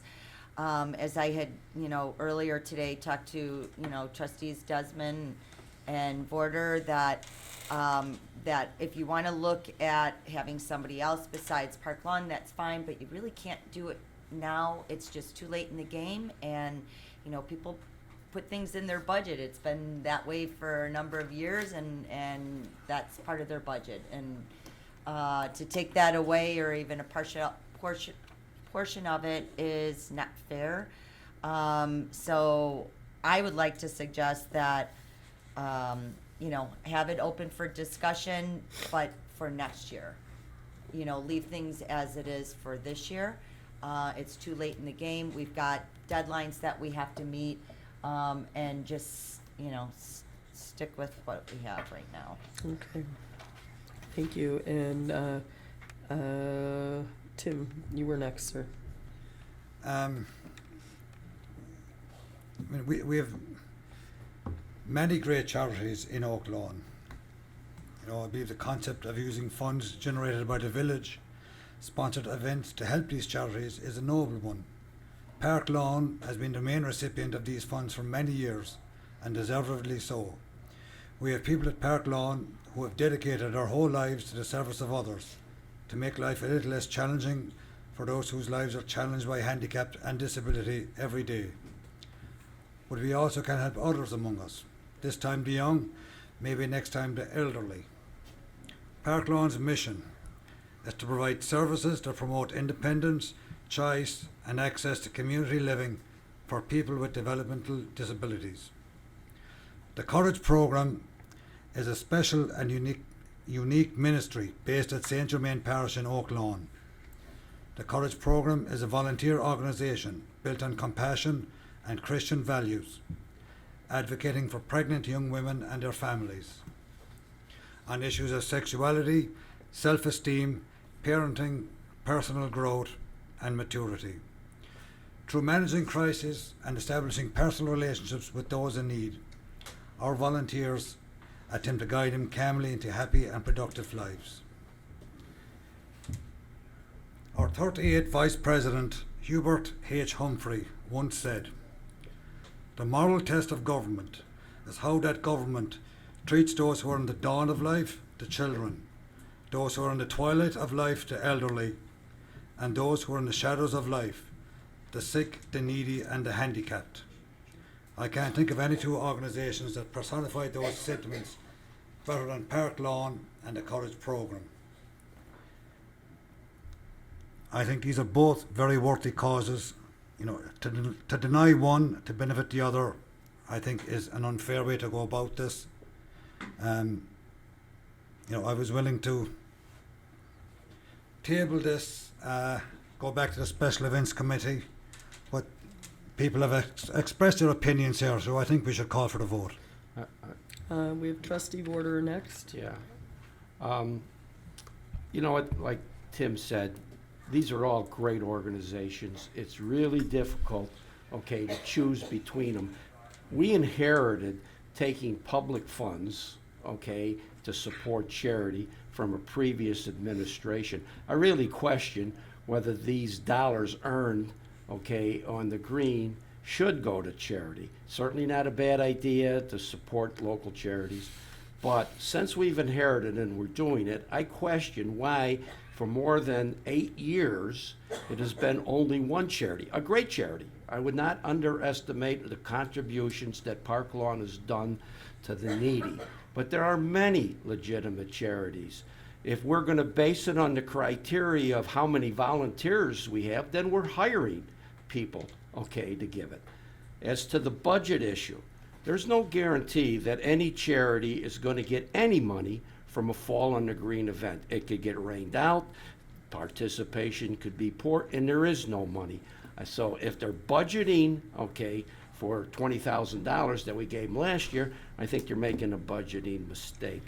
I personally think that if we're going to be giving money to charity, we should look at a lot of different charities, not just one.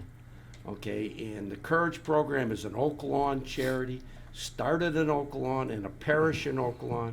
It has 34 years of contributing to the quality of life for many young women and many children.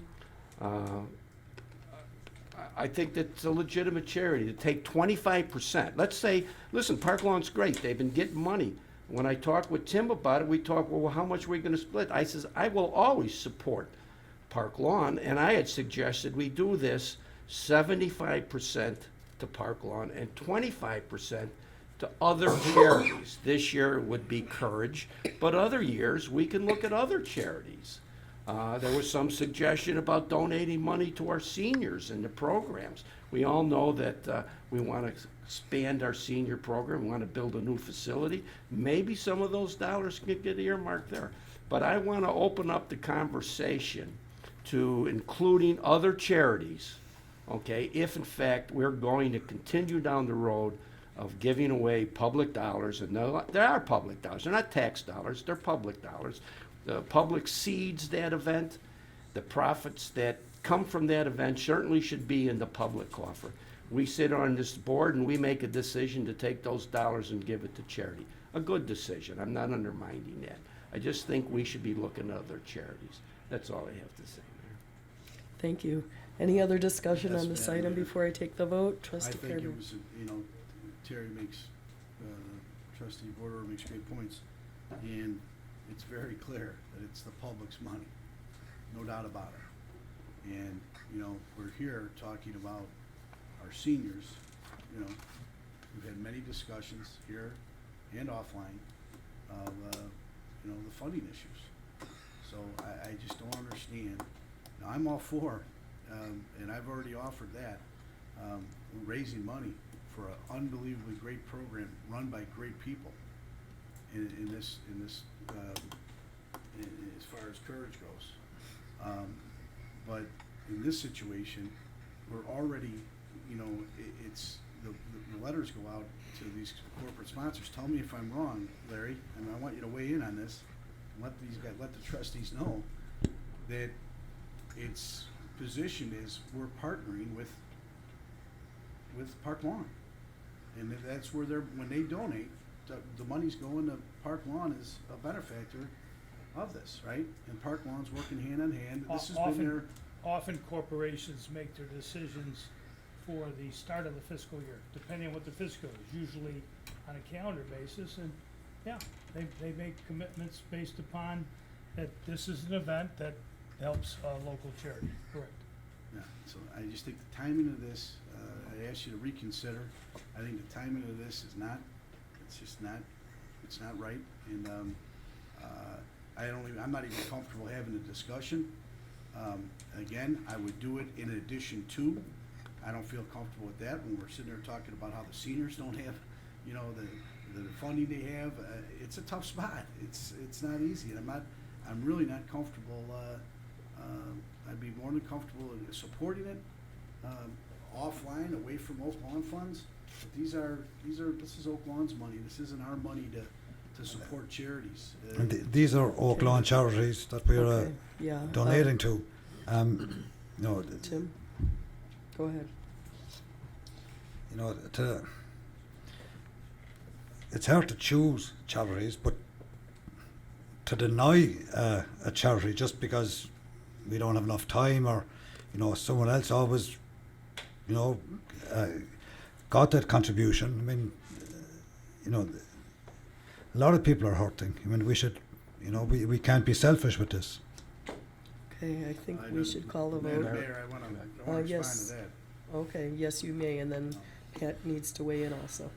These selfish should, I can't be, I had a discussion with the mayor earlier. This isn't personal, this isn't selfish, this isn't my money, this isn't your money, this is Oak Lawn's money we're talking about. So, I have no problem making this decision, look myself in the mirror. It's not, I know it's the right thing to do. We have a company that's put, or an organization in Park Lawn that's has skin in the game, that's done this year to year. I feel bad, like I said, even talking about it, we're talking about taking away something that they're budgeting, that they're working hard to achieve, and they're walking side by side with us on it. Not that the other charity won it, you know, I'm not saying that, it's just that right now, it's positioned and sold as the Park Lawn and the Village of Oak Lawn. That's what, when they're donating the money, that's what the corporate sponsors feel that's what's going on. And we're partnering with Park Lawn, and they're working with us to raise as much funds as they can for their, I don't, Larry, how many employees do they have at Park Lawn? Gosh, I don't know the number. At least 100, probably more. There's no one denying Well, Park Lawn yeah, their yeah. contribution. No, what we're gonna do is let our attorney weigh in, and My- then my- trustee Warder, then Tim, My- and then call the vote. My concern is, again, all charities are good, and I'm sure, as everyone's pointed out, I'm sure there's a lot of great charities out there that probably need a lot of help. It's just, when we start adding charities on, and we're talking about public funds, and there's, we have to look at, what type of charity. If we say yes to them, how are we ever gonna say no to the next person? I'm just worried about the slippery slope, if you will, if we start going down this road. And it's nothing about, I've always thought of Park Lawn and Fall in the Green as a partnership, not as a charitable donation. Perhaps I've thought about that wrong, but when we start talking about charitable donations, I think we're bringing another aspect in, I guess is my only point. So my recommendation, would be, and it's, I respect the chair, it has nothing to do with the charity or anything like that, is, again, move forward with the way we've been doing it, and then, we can look at next year Fall in the Green. I'm sure there's other fests, I'm sure there'll be other opportunities, but let's vet this out, and, let's create a policy so we're not, I just, we could have a charity next week coming up here, say, I want money from these And we can sit up here and do the same thing. We can vote to decide whether to give them money or not. I mean, these Trustee two Warder programs. was next, and then I'll come back to you, Trustee Desmond. I'm just a little confused, Mike, on your position here.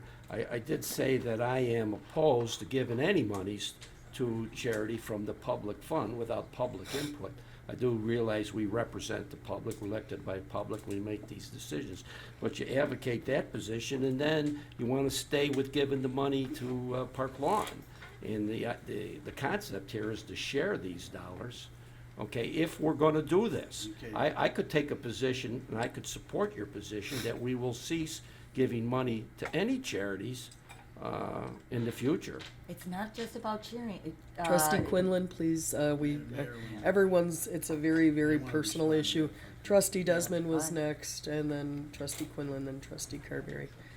Sorry, Trustee Desmond. Yeah, I mean, these two charities were voted on by the Special Events Committee. It was unanimous to support these two charities based on board approval.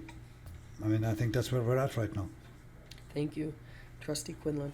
It's just more involved than that, and, Well, no, it's not. It's as simple as that. Let's talk one at a time, please. It most certainly is, and, like I said, we'd love to be able to give to every charity, but this is a committed, right now, Park Lawn gives us 50 volunteers. So are you saying we should, That's a lot, yes. we should yes. give money based on how many Right. It's a people, partnership. how many Right. volunteers? Yes. So if they give us 40 volunteers, we shouldn't give it, we should, And right prorate it now- on that? And like I said, and my biggest concern, and as I expressed to you before too, that they're counting on this money. It's part of their budget. Next year, if you wanted to do this, actually, if you really want to know, I think the way you did it is backwards. You should have come to the board. We came up with a policy and made a decision. Do we look at other charities besides Park Lawn? Do we want to continue even giving to a charity? Come up with a policy, then you go to your board and say, listen, now that the board has said this is an okay thing to do, I have this charity that I think is very important, it could really benefit, and what's your thought on it? I mean, honestly, it was done backwards. It's not our fault that it was done incorrectly. Madam Mayor, why Okay, you have I'm gonna committee? go to Trustee No, Carberry, who's this next, was and a then policy. Trustee Olenichek, then I'm Policies calling the is vote. No policy on this. Trustee, Absolutely. Trustee Carberry. Madam Mayor, and again, I'm not even comfortable with this discussion taking place here like this, because these are all Good both, place. they're all great things and great people involved. Again, like council said, it's always been positioned to me, it's my understanding, and I want Brian to speak up one more time before this vote's being called. I wanna make it very, very clear, okay, that they were a partner with us, with the Village of Oak Lawn. So when we went out to vendors, well, Chair, this is, Trustee Border, this is where I'm trying to. I didn't see any partnership This is- agreements. Okay, Okay, well, one at our a time, council- please, one at a Our council time, just please. referred to it as that, compared to him as well. And I talked to the village manager about it, and which Larry, you need to weigh in before the vote, I'm requesting you to make sure that I'm on target with what you told me. That not only are they supplying the volunteers, but we're marketing the event as Oak Lawn and Park Lawn working together to raise these funds. It's for a on the great- T-shirts, Mike. Right. I think everyone is talking about some good things, but I think Park Lawn clearly, for the time that I've been here, has always been an important partner with the Fall on the Green event, as we've had less and less village employees able to commit to the weekend. We couldn't stock the beer booths, which is, again, the two ways we raise money on this is through vendors who contribute based on the fact that whether it's, by the way, that would work whether it's Courage or Park Lawn. They contribute because they're 501c3 charitable organizations, and secondly, it's because of the beer money. And to Trustee Vorder's point, they shouldn't, in my opinion, they should not be putting this in their budget because it's all tied to weather. You guys all know that event is only as good as the weather. If it's a lousy night on Friday night, They have Okay, a one at a swing to time. that, he told me. I understand, Okay, but Trustee Olenichek, please, yeah. I'm not done yet, Madam Mayor. but it's clearly a partnership, and it's advertised that way. Okay, Trustee Okay. Carberry. That was my, Trustee Border anyway, to answer your question, that's where it's more of a partnership than a charity.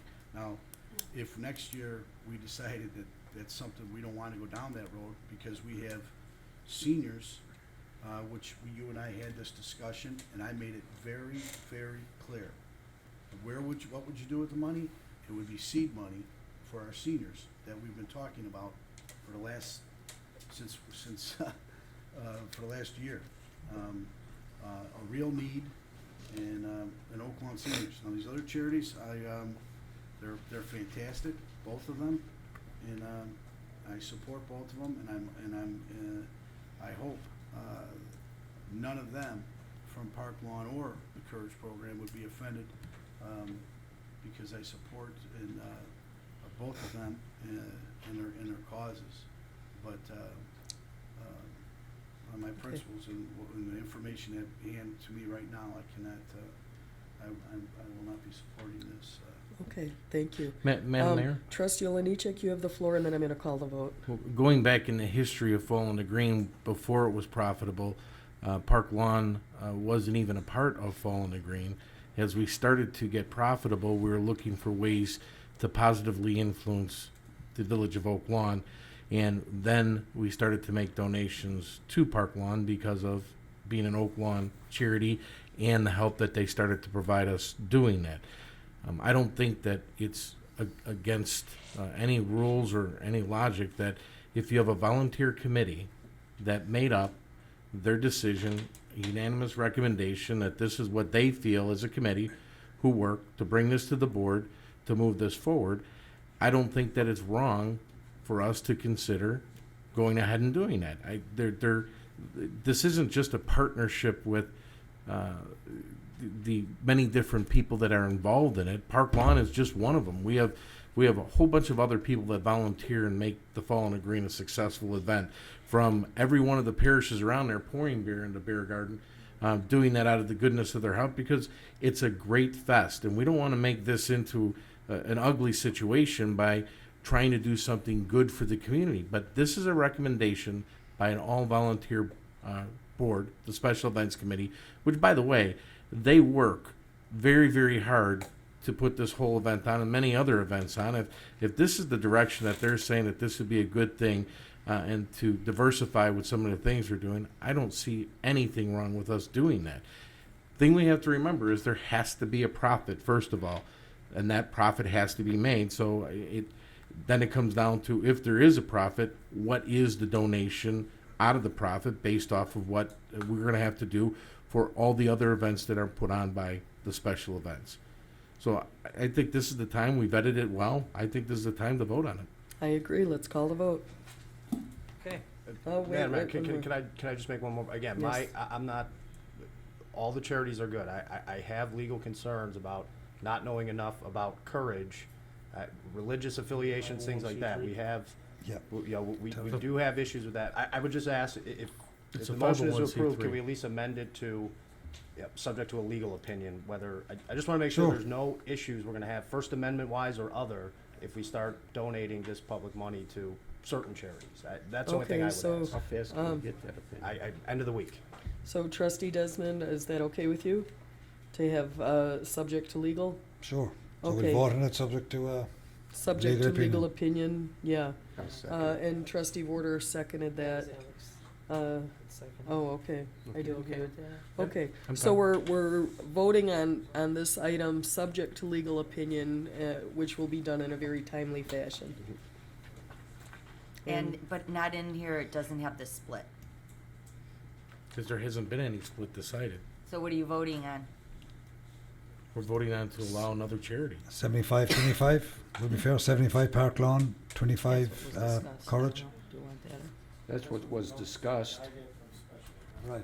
Oh, yeah, Okay, so the special events was 75-25, right. subject to council, support of the charitable cause. Okay, very good. Let's take the vote. Thank you, everyone. Trustee Desmond. Yes. Trustee Carberry. No. Trustee Vorder. Yes. Trustee Straight. Yes. Trustee Quinlan. No. Trustee Oliniechek. Yes. Motion passes 4-2.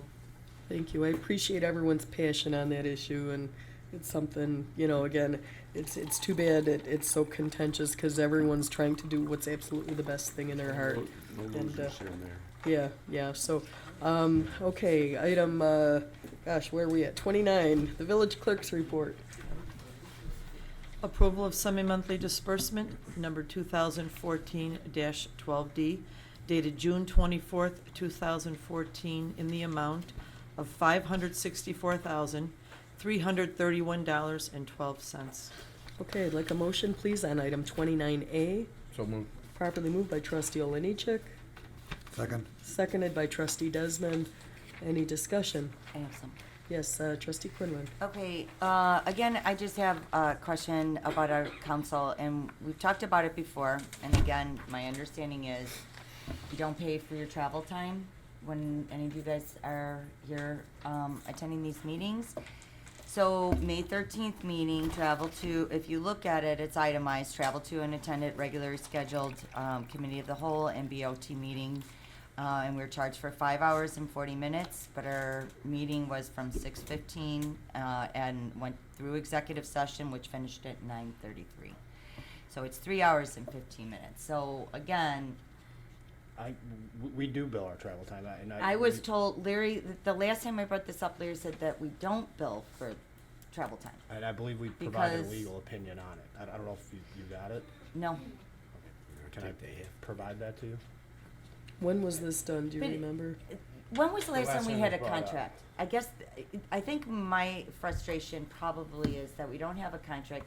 In the original contract with the firm prior to you guys were having an Oakland office, and so travel time is a non-issue. And so somewhere along the lines, things have gotten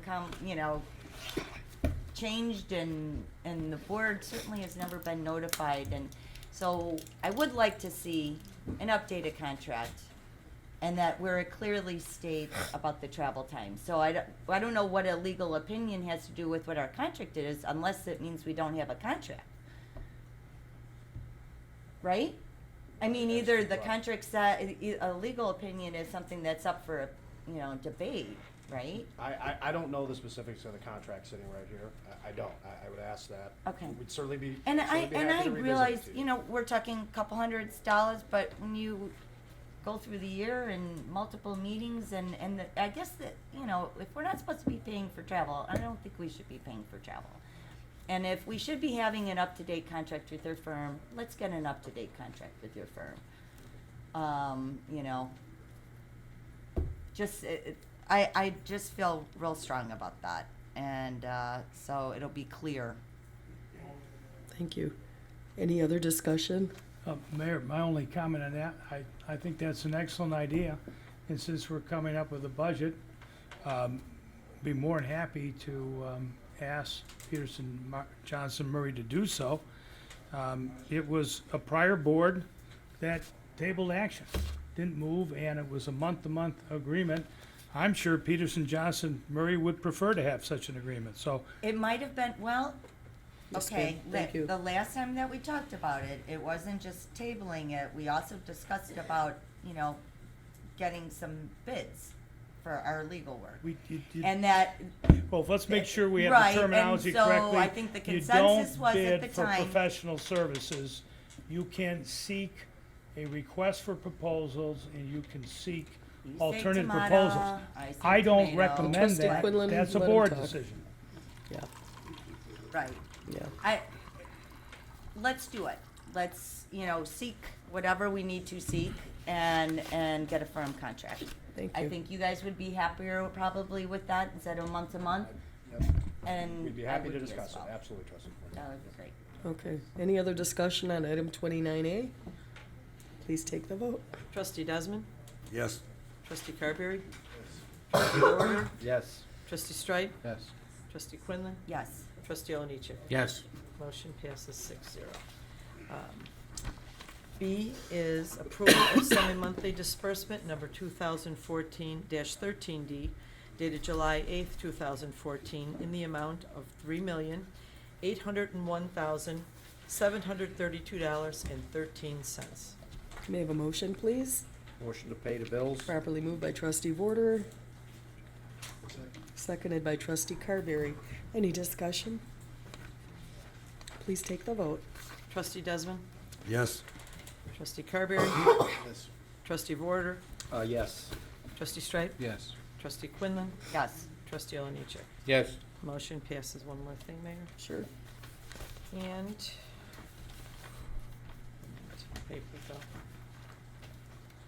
Oh, here it is, okay.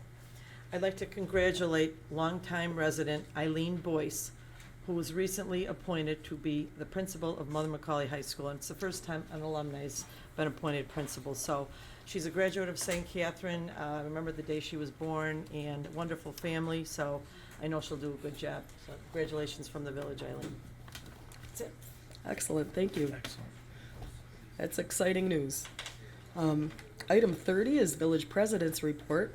30A, this is a request to approve a Class I liquor license. And the restaurant is, it's Restaurant Liquor Bar Entertainment for TGI Fridays, Incorporated at 5420 West 95th Street in District 2. And I do these separate. You can do them separate. And Yes. just, if I could just add, Certainly. Madam Mayor, this request, this is a result of a change in ownership. Our ordinance basically provides that if there's a 50% or more change in ownership, they have to reapply. So that's what's at here. The TJI Fridays is staying. There's no additional request for video gaming or anything like that. It's simply based on our ordinance change of ownership. Thank Do they, you.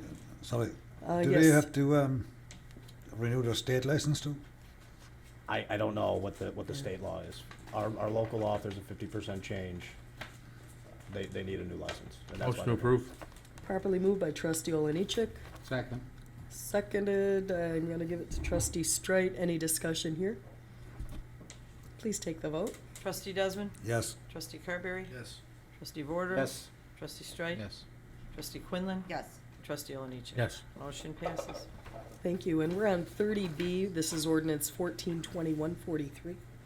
An ordinance decreasing and increasing the number of Class I liquor licenses that can be issued in the village. This is TGI Fridays Incorporated, 5420 West 95th Street. May I have a motion, please? Motion approved. Properly moved by trustee Oliniechek, Second. seconded by trustee Vorder. Any discussion here?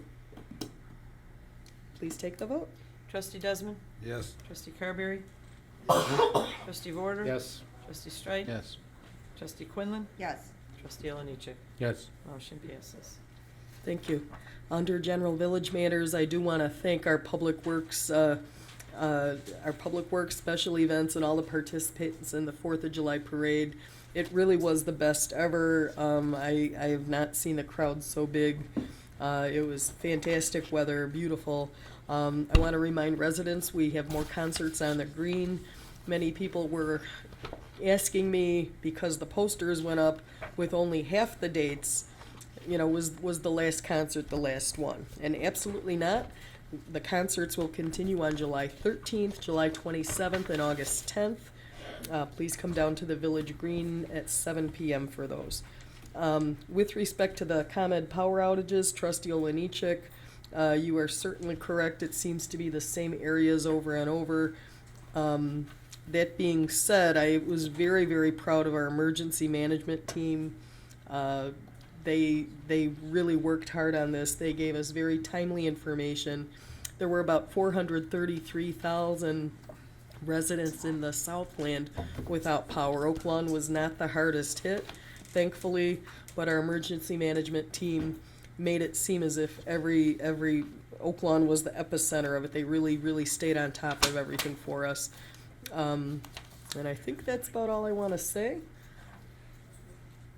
We have another item then, item 31, yes. Madam Mayor, if I could, on item 31, as we talked last time, we're still working with former legal counsel on discussion of these executive session minutes in result of the settlement. So I'd ask your indulgence to your August meeting. As we discussed, we don't want to make a recommendation while we still have issues pending on those minutes. So we're gonna we're requesting a motion to postpone item 31? Well, that was, if that's the only So moved. reason, that's the only reason. Second. I don't have any other reason, unless you guys have another reason to go Approval of with. minutes, that's not, you can wait. Yeah. And item 32 as well? So moved. Yeah, Okay, so wait a minute, first we gotta do we need to do executive these session. separate? No, you just don't need to make a motion to go into executive session. You can approve, you can approve these, you can approve item 22 and Oh, yes, I'm sorry. You just don't need a motion to go into executive. You can approve item, was that 32? Unless they have a question on it. Okay, so we're on 31, so you would like a motion to postpone item 31 till the next meeting? Actually, yeah, and it probably makes sense to postpone it. So moved. Okay. In case there's any questions. So, do we have to do them separately? No. Okay, so we are bundling 31 and 32. We have two motions to approve by Trustee Olenichik and two motions, 2 seconds by Trustee Quinlan. Any discussion here? Please take the vote. Trustee Desmond. Yes. Trustee Carberry. Trustee Vorder. Yes. Trustee Strike. Yes. Trustee Quinlan. Yes. Trustee Alanichek. Motion Yes. passes. Okay. Motion to adjourn. So moved. Okay, so Alex to adjourn. we are adjourned. Thank you. Nice.